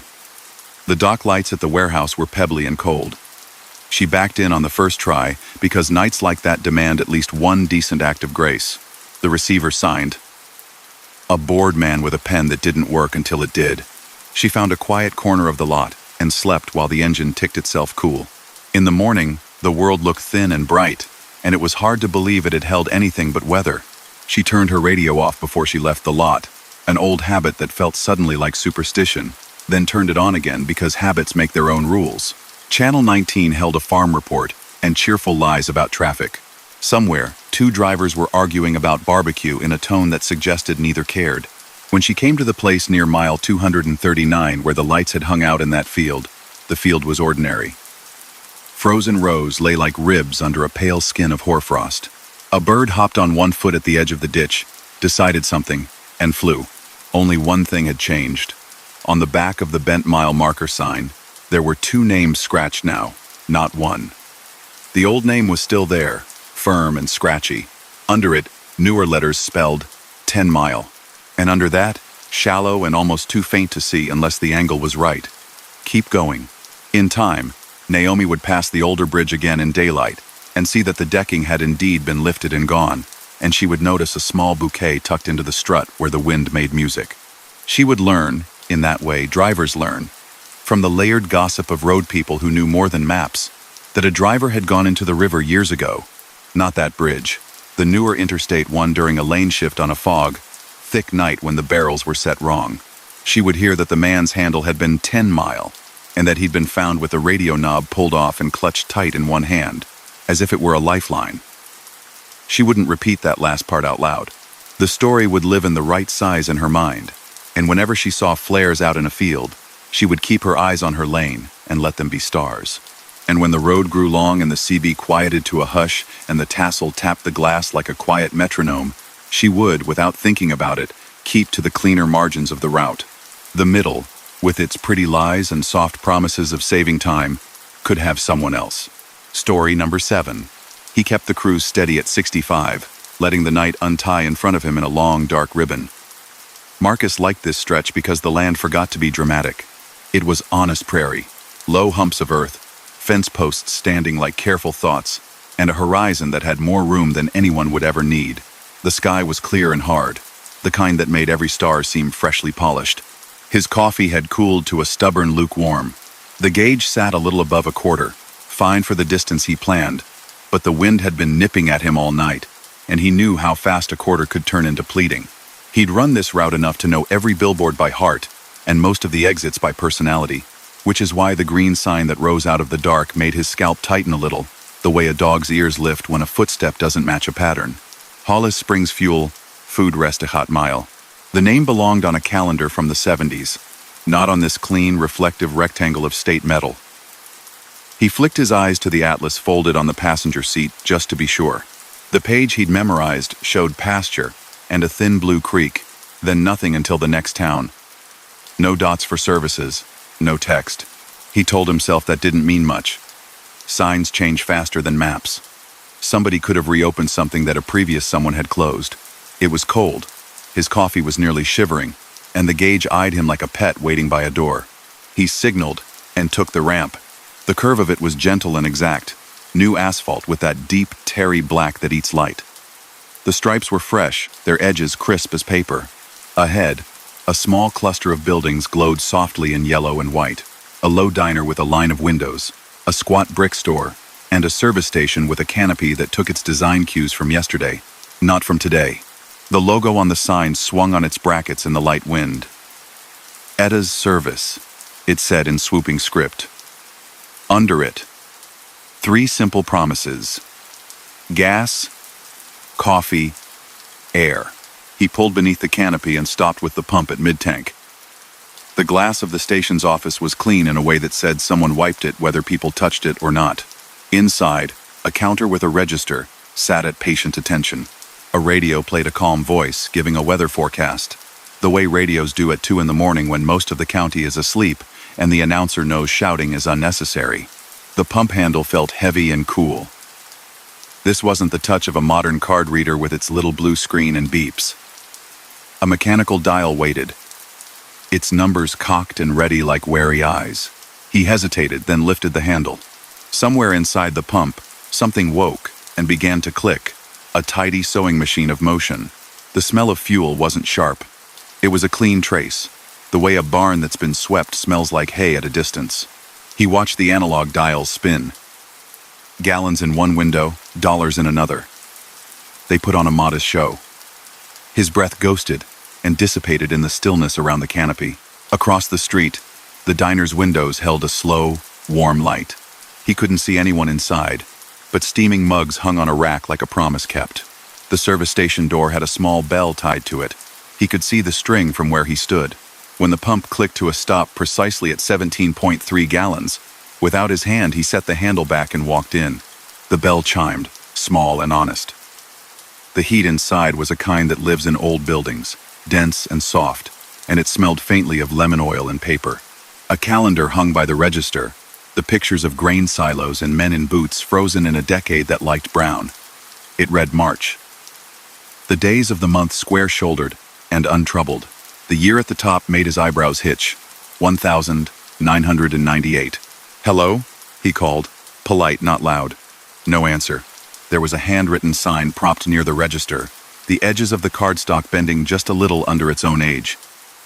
Pay what you owe and take what you need. Under that in smaller letters, drivers, check your wipers.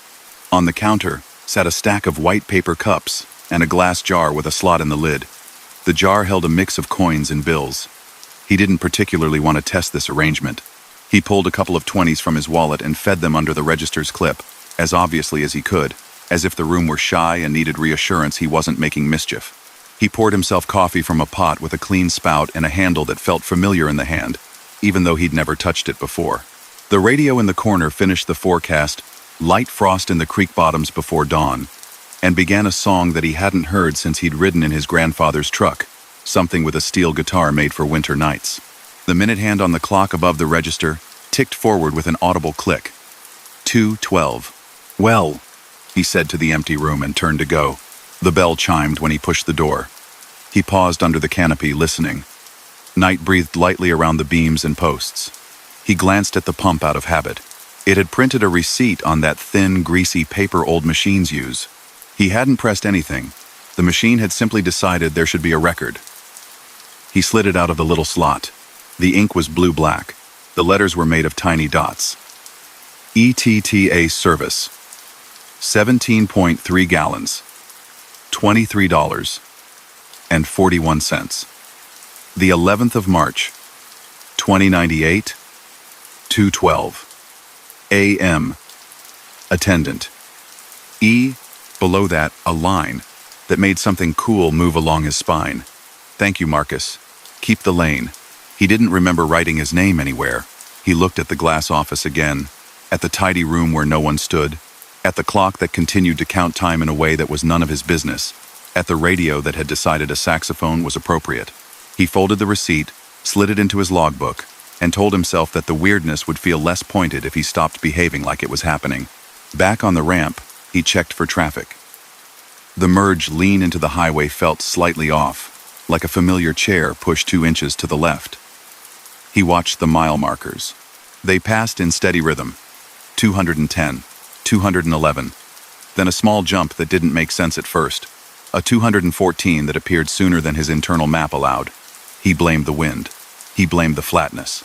He blamed the way the road edits the night into easy pieces that sometimes don't match exactly when reassembled. 5 miles later, the highway offered one of those new, bright travel centers with 20 bays and a neon sign making promises that would look embarrassing in daylight.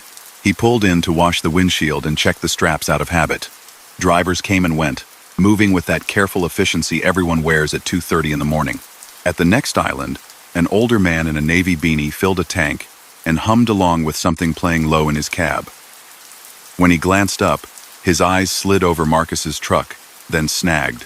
"You runnin' for Prairie Way?" the man asked, nodding toward the logo on the door. "Yeah," Marcus said. He didn't mean to say anything else, but the receipt in his pocket felt like a warm coin. "I stopped at a little place back there." "Hollis Springs?" "Edda's?" The man's humming stopped. He straightened a fraction. "You sure you did?" "I pumped gas and paid." "That counts." The man squinted, not at Marcus, but at the way the night sat around them. "Buddy, that exit washed out the year they closed the old bridge. Folks around here say the springs went black with creek mud and never cleared. They'll put it back someday, sure, but not yet." He tapped his ear twice. Sometimes, if the air's right and that cold sets in deep, the road remembers its old lines. Drivers see them like a ghost limb and follow. "That's a long story," Marcus said, trying to make light. "That's a short one. Long one's different." The man slid his nozzle back into its holster. "You keep it on the higher lanes when the river's low. Bridges wear what the county gives them, and water plays tricks. If something says, 'Take the low road,' let someone braver have it." The words were odd in the mouth, and yet they didn't feel like superstition. They felt like practical advice, the kind passed between people who had learned its price. Marcus finished his tasks without rushing. When he climbed back into the cab and glanced at the fuel gauge, it sat solidly above half. He toggled through the ELD screens out of habit. The unit had registered a fueling event 17.3 gallons at 2:12 a.m., tagged with a location pin that should have been a field. He touched the screen. It blinked its bland certainty back at him and moved on. The drive east picked itself up and moved like a song he'd forgotten he liked. The wind lost interest. The stars kept their appointments. He rolled on until an early dawn scraped pale light onto the edges of the fields and made the winter stubble look almost gold. He delivered, signed, reversed the dock in one clean pull that made the warehouse guy grunt, which was as good as applause, then took his break with the truck idling low and easy. At noon, curiosity and a stubborn streak pushed him back through his dashcam footage. The camera showed what cameras show: angles and speed, and the patient truth of glass. Around 2 in the morning, there he was, turn signal clicking, taking an exit. The sign the camera caught in the splash of his headlights was flat, a blank metal rectangle with 2 bolted plates that said closed and no services. The ramp didn't curve gentle. It dropped to gravel and ended in a row of orange barrels. In the footage, Marcus braked, sat for 19 minutes with the headlights washing nothing but dust and a few scrub stems, then moved again, easing back onto the highway without complaint. The gap, viewed from outside the moment, looked like sleep. He didn't like the way his scalp felt when he finished watching. He didn't like it because the receipt in his pocket didn't interest the dash cam at all. He unfolded the slip of paper and laid it on the steering wheel. The dots of ink didn't look old. They were fresh, unflinching. When he touched the letters of his name, he half expected them to smear and admit to a trick. They didn't. 3 weeks later, he passed that way again. The weather had turned gray and undecided, and the land wore a low, wet shine. He slowed near where the exit should have been. Off to the right, the cut of the old road slumped toward a creek that had swollen from stubborn to serious. The mouth of a culvert showed its round metal like a coin. A small cluster of flowers, tied with a ribbon, leaned against a post. The ribbon had a name on it, Edda. Below, someone had taped a business card in a plastic sleeve. The card read Hollis Springs Chamber of Commerce in a font that didn't apologize for anything. The phone number had been scratched out with a line of pen, and the words "we moved" were added cheerfully in blue ink. No address followed. He parked at the next pull-off and turned his company line on his collar inside out, the way he did when he wanted a little less attention. He walked the shoulder with his hands in his jacket and listened to the creek gnaw at its banks. The wind carried a faint smell of wet stone. When he returned to the cab, he found something he didn't expect on the passenger seat: a polished wooden token with a stamped design of a spring house and the words, "Edda's Wash Good for One." He didn't know if he'd overlooked it this morning, if it had been stuck under something, if it had been there since the first trip. It felt as if it had the same temperature as the air. He kept the token. He slid it beside the receipt in the fold of his logbook. The corners of both items looked too new for their supposed age. He didn't tell anyone else. Not out of fear that anyone would laugh drivers respect oddities the way sailors respect currents, but because the story felt like a thing that didn't belong to him alone. Sometimes, months after, when the road thinned under a cold moon and his mirrors showed only a polite, low glow of someone far behind, he would pass a place where the land ran low, and the fog tried to become the main character. In those places he would slow, stay on the higher lane, and pretend not to notice the way the lower ramp seemed to gleam a little more than usual, as if freshly paved. A sign would catch his eye in the wrong way, the way a word looks off when you stare at it too long and doubt its spelling. He would keep his course anyway.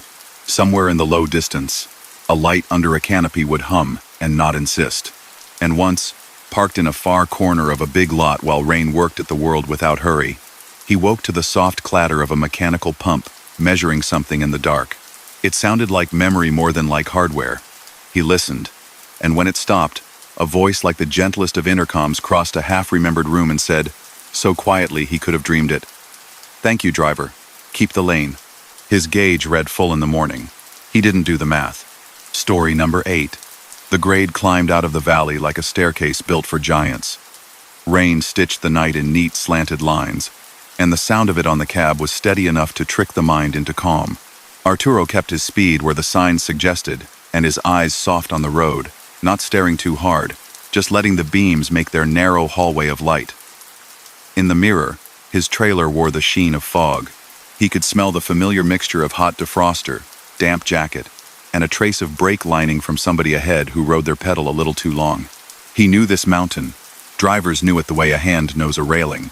The state had put down helpful signs at reasonable intervals, those gentle reminders that always felt a little like reassurance and a little like judgment. Check brakes. Stay in lane. Steep grade. Next 8 miles. At the midpoint, just before the crest, there was a way station tucked into the slope, a rectangle of concrete and glass with a canopy that looked like a folded paper hat, the sort of facility that could be busy or asleep without changing its expression. It had been closed for months while they worked some widening project up top. Every time he'd passed recently, the sign over the ramp had been dark and simple. Tonight, the green word was lit. Open. Arturo almost laughed. It was a soundless, closed-mouth thing that said more about fatigue than humor. The ramp arrow blinked its steady invitation. Ahead, a few drops of red light from another truck's tail lamp slipped into the station lane as if nothing were unusual. Rain pushed bright coins across the pavement under the canopy, then cooled them into dull discs. He felt himself move the blinker without thinking too hard about it, pressed gently out of the river of the main line into the quieter stream. The scale platform sat like a metal tongue. As his steers rolled onto it, a rectangular sign to the right flickered awake. Slow. Roll. He idled over it with the measured patience of someone who has crossed 1,000 scales and knows the dance. Numbers on a board bloomed. 12,220. 34,860. 77,940. He was legal by a tidy margin. Even so, a square amber light over a bay door ahead, lit with a soft ping. Inspection. Bay 3. He sighed, not put out so much as resigned, and eased forward. The building's office was a box of warm light behind glass, blinds half drawn. Through the water on the windshield, the room looked like an aquarium where paperwork lived. He could see no one at the counter. The bay door rolled up smooth, no groaning. A fan clicked on and drew wet air along. He pulled in until the painted line asked politely for him to stop. The loud world of rain outside softened when the door settled behind him. Bay 3 was clean in the way old, well-used spaces can be. Honest scuffs on the floor. A broom leaned in a corner where it would forever be in the way of no one. A yellow stripe ran the length of the bay like a quiet instruction. On the wall hung the familiar scale house posters about load securement and safe following distances, their corners rounded from years of being near weather. A corkboard held a neat array of found items, each tagged. A leather work glove, a small plastic stegosaurus, a chipped mug, a pocket knife with a broken spring. Beneath the board, a sign as polite as a librarian. If this is yours, you may take it. Please leave something you do not need. He waited for boots on concrete, for the rhythm of someone entering the bay with a clipboard and a tired joke. There was only the sound of the fan and his own heater ticking low. On the right wall, near a window into the office, a printer woke and coughed a slip of paper into a tray. He reached across and took it without leaving the seat. Gross, 77,940. Axles, 12,220, divided by 33,680, divided by 32,040. Clearance. Okay. Note, you are carrying too much. Bay 3 is for lightning. The letters were crisp, as if printed this minute from a machine that had never known a jam. Arturo laughed again softly. The truck carried exactly what the bills of lading said it carried, and the numbers agreed. There was no too much by any law. He looked at the corkboard with its quiet trophies. He didn't like the way the words had found him, the bit at the edge of them. The intercom popped. It didn't wheeze or bark. It clicked polite, then a voice, neither male nor female, not young, not old, just present. Driver, when you're ready, set the brake. Leave something you don't need, then proceed. Keep your speed steady on the climb. He set the brake, because you don't argue with disembodied speakers when the weather is working hard. He sat for a moment with his hands braced on the wheel. What, exactly, counted as something he didn't need? His eye landed on a bulky leather keychain hanging from the dash, a souvenir from a truck stop on the Gulf, fat with pride and awkward in the pocket. He liked it more than it liked him. He grinned despite the moment's oddness, unhooked it, and stepped down. The floor felt just cool of room temperature through his soles. He crossed to the corkboard. Someone had written in neat block letters at the bottom of the board, "Travelers leave weight here." The penwork was recent, the line unbroken by time. He looped the keychain on an empty hook. It hung with a small, embarrassed heaviness. Something about the act small, silly shifted the air. The fan hummed its same note. The rain softened like a hand relaxing. The printer clicked again. Proceed when lighter. Expect a tailwind. Arturo looked up through the office window. The desk sat neat. A coffee mug waited for a hand that didn't arrive. The clock on the wall read 2:46, its second hand moving in firm jumps. He wanted to see a person just then, a silhouette, a face. The bay stayed polite and empty. He climbed back into the cab, released the brake, and rolled gently as the up door lifted. The scale house led him out the way old teachers used to dismiss a class one row at a time, with patience and a small private seriousness. Back on the station's short exit lane, he merged toward the grade. The rain had thinned to a whisper. He eased into the throttle for the pull and waited for the familiar drag in his chest and underfoot that always came with this stretch. The pull arrived, yes, but easier, as if someone had made a minor adjustment to gravity on his behalf. The turbo's whistle stayed content. Coolant climbed, and then settled where it liked. The wind, which had been a cross-complaint all evening, softened into a steady press at his back. He watched the digital miles per gallon number do something it never did here. Drift up. A mile ahead, a set of hazard flashers winked on a shoulder. A driver stood inside the glow, a rain jacket the color of a tennis ball, fussing with a mud flap that had decided to flirt with a tire. Arturo eased left, giving him the kind of berth that makes people feel seen. When he passed, the driver looked up. For a blink, the reflective stripes made a face into a constellation. The driver lifted a hand. Arturo lifted his, the brief exchange that means everything and nothing, and kept pulling. At the crest, the highway laid itself flat and generous. Off to the right, the way station's roof grew small and dark, a modest square tucked into the slope. The green word "open" still glowed above the ramp. Then, as if remembering itself, it went out. The sign returned to plain aluminum, holding nothing. He let the grade on the other side carry him down. Trees slid by with wet, restrained applause. When the valley opened and the rain took a breath, he found a turnout and idled in. He checked his fuel, which had gone farther than it should. He checked his ELD, which not only agreed he'd stopped at the station, but had stamped the inspection as completed, with a signature in the line where the inspector's name should be. The signature was a clean, simple E. May. He sat with that for a while, the way one sits with a chord that hasn't resolved yet. He pulled his phone, which had a signal now, and searched with the ordinary curiosity that keeps drivers company. Articles surfaced, tucked into local news archives. This station had a name, Summit House, and a longer story. There had been a rock slide one spring, the kind that happened with a lot of noise and more inconvenience than harm. The operator on duty had been a steady figure, a person mentioned fondly in winter safety pieces, someone who knew drivers by their handles and the color of their headache racks, Elliot May. The slide had closed the inspection bays for a long stretch while they bored anchors into rock and argued about funding. The sign, according to one story that used the phrase community patience more than it needed, would likely be dark for the season. Arturo read until the words blurred. He liked the idea that a station could be a person in people's minds, Summit House, as an address and a host. He put the phone down and listened to the truck breathe. He ran the rest of the night without incident. The wind kept its promise. The road rolled out in manageable demands. No tricks. At the distribution center, the yard dog wore a knitted cap and a calm smile that suggested he knew weather like a friend. The dock light made a square of pale yellow on wet pavement. The lumper was efficient, which felt like a gift. Arturo slept with the fan on low, letting white noise wash the edges of his thoughts clean. Weeks later, on a clear afternoon, he took that mountain again. Sun turned the world sharp. The station lay where it always had, ramp fenced. A large sign at the top, reading closed, in stout black letters.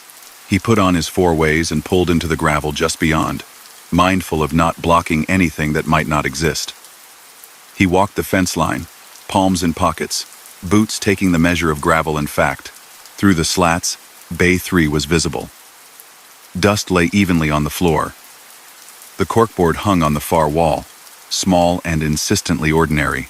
Even from outside, he could see a dull, warm spot on the board, where a fat leather keychain drew the eye. It looked like his. It looked like anybody's.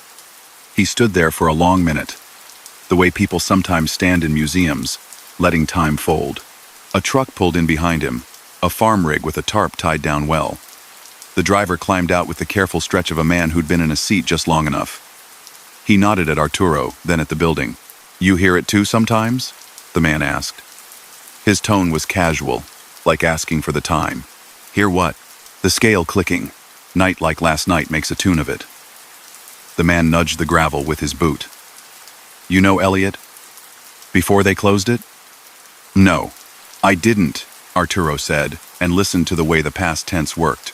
"Good one," the man said simply. "Would tell you to take care of yourself like you were his last rig of the night. Made folks leave silly things." He tipped his hat toward the bay. "Said if you send a little weight ahead, the hill takes less from you." Arturo smiled without meaning to. "Did it work?" The man shrugged, a country gesture that meant yes and no. "Depends what you don't need. I left a bad habit hanging on that board once. Got pretty far without it before I missed it." He held out his hand. "Name's Colby." They talked a bit about the grade and the weather and the way chains wait until the exact wrong moment to tangle. Then Colby headed out, and Arturo returned to his truck. He sat with the engine off, letting the soft tick of settling metal fidget into silence. He reached automatically for where the fat keychain would have tugged at his pocket, and found instead the smoothness of lighter cloth. Sometimes, heading toward the crest in the rain now, he would tell himself it was just the comforting rhythm of ritual, that the minute in Bay 3 had rearranged nothing he couldn't have rearranged alone. But then the fan in his dash would settle into a low pitch that matched the memory of that station's fan, and the ELD would print a message that no one had typed. "Keep your speed steady on the climb," and he would check his mirrors, pat the steering wheel without thinking, and feel something unnameable ease. On one dry, cold night, months on, he took the grade with the radio off, the way you sometimes turn down music to find the road's own voice. Somewhere between the old mile markers and the trees that kept their counsel, he heard it. The precise clack of a printer from a room with blinds half drawn. He didn't slow. He didn't speak. He topped the hill at an even 60 and rolled over, lighter by exactly the amount a person can stand to lose without missing it. Story number 9. Fog came ashore in slow, careful breaths. A pale tide that climbed the shoulder and made the cat's eyes in the centerline blink. Jay kept the Kenworth gentle on the coastal grade, engine brake set low, tires humming a line that meant no surprises. To the right, invisible waves worked at dark rock. Every few minutes a buoy spoke. A soft horn that sounded like someone reminding the world to take its time. At the last fuel stop, a vendor had handed Jay a convex passenger side mirror with a shrug. Left behind by someone who didn't come back, the man said. The chrome was clean, the glass unscarred. Jay swapped it in because any driver will tell you a clear mirror is worth more than it looks. The old one had a spider crack that liked to catch stars and make them seem more numerous than they were. The new mirror showed the road obediently. The long trailer shoulder, the white stripe, the flaring bow of the fender. For 2 hours, it behaved like any mirror. Then, after a turn where the cliff leaned too close and the fog held its breath, Jay noticed something small and strange. The reflector post to the right, those short white soldiers with rectangles of light at the top, winked in the mirror just before winking in the windshield. A heartbeat ahead. He counted without meaning to. 1 Mississippi, 2. Close to 30. He chalked it up to fatigue, to fog, to the way the brain edits the world. But the next curve told the same story. In the new mirror, a deer put a careful hoof on the shoulder, looking undecided. 30 seconds later, the deer considered doing it in front of the truck. Jay had already eased off, hands easy on the wheel. The animal changed its mind and went back to wherever flat-footed creatures spend their nights. Another mile, and the mirror held the pale triangle of a disabled sedan around a blind bend. No lights, just the ghost of a shape kissing the fog line. Jay saw it there first, a shade, and then there in the world a hazard. Jay slowed, eased wide, and watched the shape pass under the glass and into the wake of the trailer. A call to highway patrol went out of habit. The operator's voice was professional and grateful. The road widened again and took back its rhythm. The test came without announcement. Jay stopped counting and simply watched. In the mirror, an overhead sign unrolled from the mist with an arrow bending left. Roadwork ahead merge. The windshield showed empty dark. 30 seconds later, the sign arrived, the arrow steady, the command reasonable. Traffic was thin, and the merge was clean. Jay's sense of time bent quietly, the way paper can be folded on a crease you didn't know existed. There was nothing aggressive about it. The mirror didn't shout the future. It suggested. The suggestions added up to a cleaner run. A slight drift when the log truck appeared a lane and a half too wide. A touch of brake where the downhill took its cue too soon. Hazards on early when a landslide sign blinked a cautionary orange. Then the mirror offered something else. A turnout appeared in the glass, a small overlook with a stone wall that drivers used to check straps and breathe. The mirror showed Jay's own truck sitting there, hazards winking a patient Morse code. Out the real windshield, the overlook was still a vague, darker square in the white. The image was too precise to ignore. The angle of the trailer, the way the hazard reflection painted the bottom edge of the wall. Jay took it. Brake, signal, shoulder. The truck coasted into the turnout and settled into the picture the mirror had already made. For half a minute, nothing moved but fog. Then the mountain threw a voice brake howl and a rattling percussion, and a double flatbed slid by in the lane Jay would have occupied. A chain flailing and the driver already recovering his line with skill and some luck. No harm. No collision, just an event that had decided on a time and place. Jay watched the taillights steady and fade, and let a breath out to the rhythm of the hazard flashers. After that, the mirror felt less like a trick and more like a quiet companion with good instincts. Jay wiped the fog from its face with a glove whenever the glass breathed too hard. The wipe left a faint crescent at the edge that never quite evaporated. Letters wrote inside it. So faint Jay only saw them when the angle was perfect. P. Halley. Hand-etched and almost embarrassed to exist. They stopped for a break where the cliff sat back and the river joined the sea in a dark, broad handshake. The truck idled low. In the mirror, a maintenance gate across the highway slid sideways and locked, a bright bar making a cross in the lane. In the real world, the gate still slept. Jay sipped coffee, watched both versions, and put the lid back on the cup. When the break ended and the truck rolled, Jay checked the glass again. The gate in the mirror stood across the road like a polite fence. It arrived in reality minutes later, swung across by a county worker whose reflective vest threw bright coins into the fog. "Rock fall up ahead," the man called, voice muffled by his collar. "Use the old service road." He pointed, and the service road proved itself solid if narrow, a memory of pavement that had never forgotten being useful. The detour wound through alder and old guardrail, then returned to the highway like someone easing into a conversation. Past the closure, a work light threw gentle white on men in hard hats, studying a slope that had changed shape. Jay looked once into the mirror and saw only open road. For a few miles, the mirror showed nothing remarkable, just the road, as it would be when Jay got there, predictable and plain as bread. Near dawn, the fog thinned and lifted, and the world's edges returned. Gulls formed punctuation over the shoreline. The mirror's 30-second gift softened with the light, as if daylight were a place it didn't know the rules. The picture and the world synchronized again. Jay drove into a small town where the main street still believed in closed signs and newspaper boxes. A bronze plaque sat by a pocket park with a bench facing the highway. It was the kind of plaque you only notice when you're on foot. Jay stopped, because the mirror's last trick had been to show an empty space where stopping seemed right. The plaque read, "In memory of Patricia Halley, highway safety engineer, who stood on foggy shoulders to make the way clearer.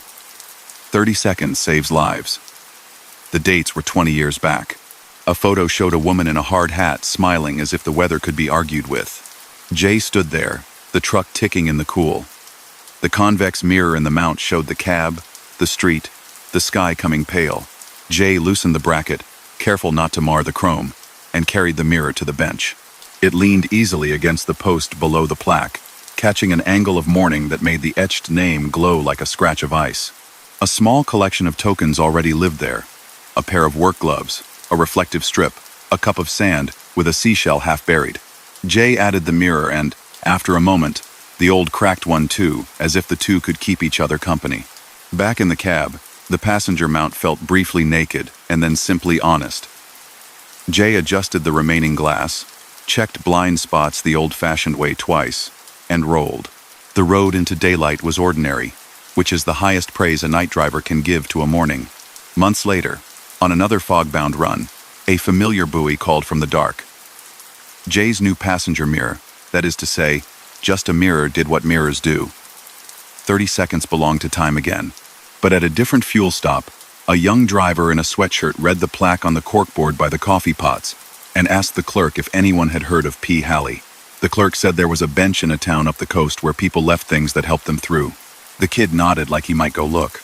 On fog nights, when the cat's eyes blinked and the cliff leaned close, Jay still counted sometimes without meaning to, tasting the space between what might happen and what did. It was enough. It was everything. And now, the road grows empty. The engines fall silent, the rest stops dim, and the highways stretch on into quiet miles.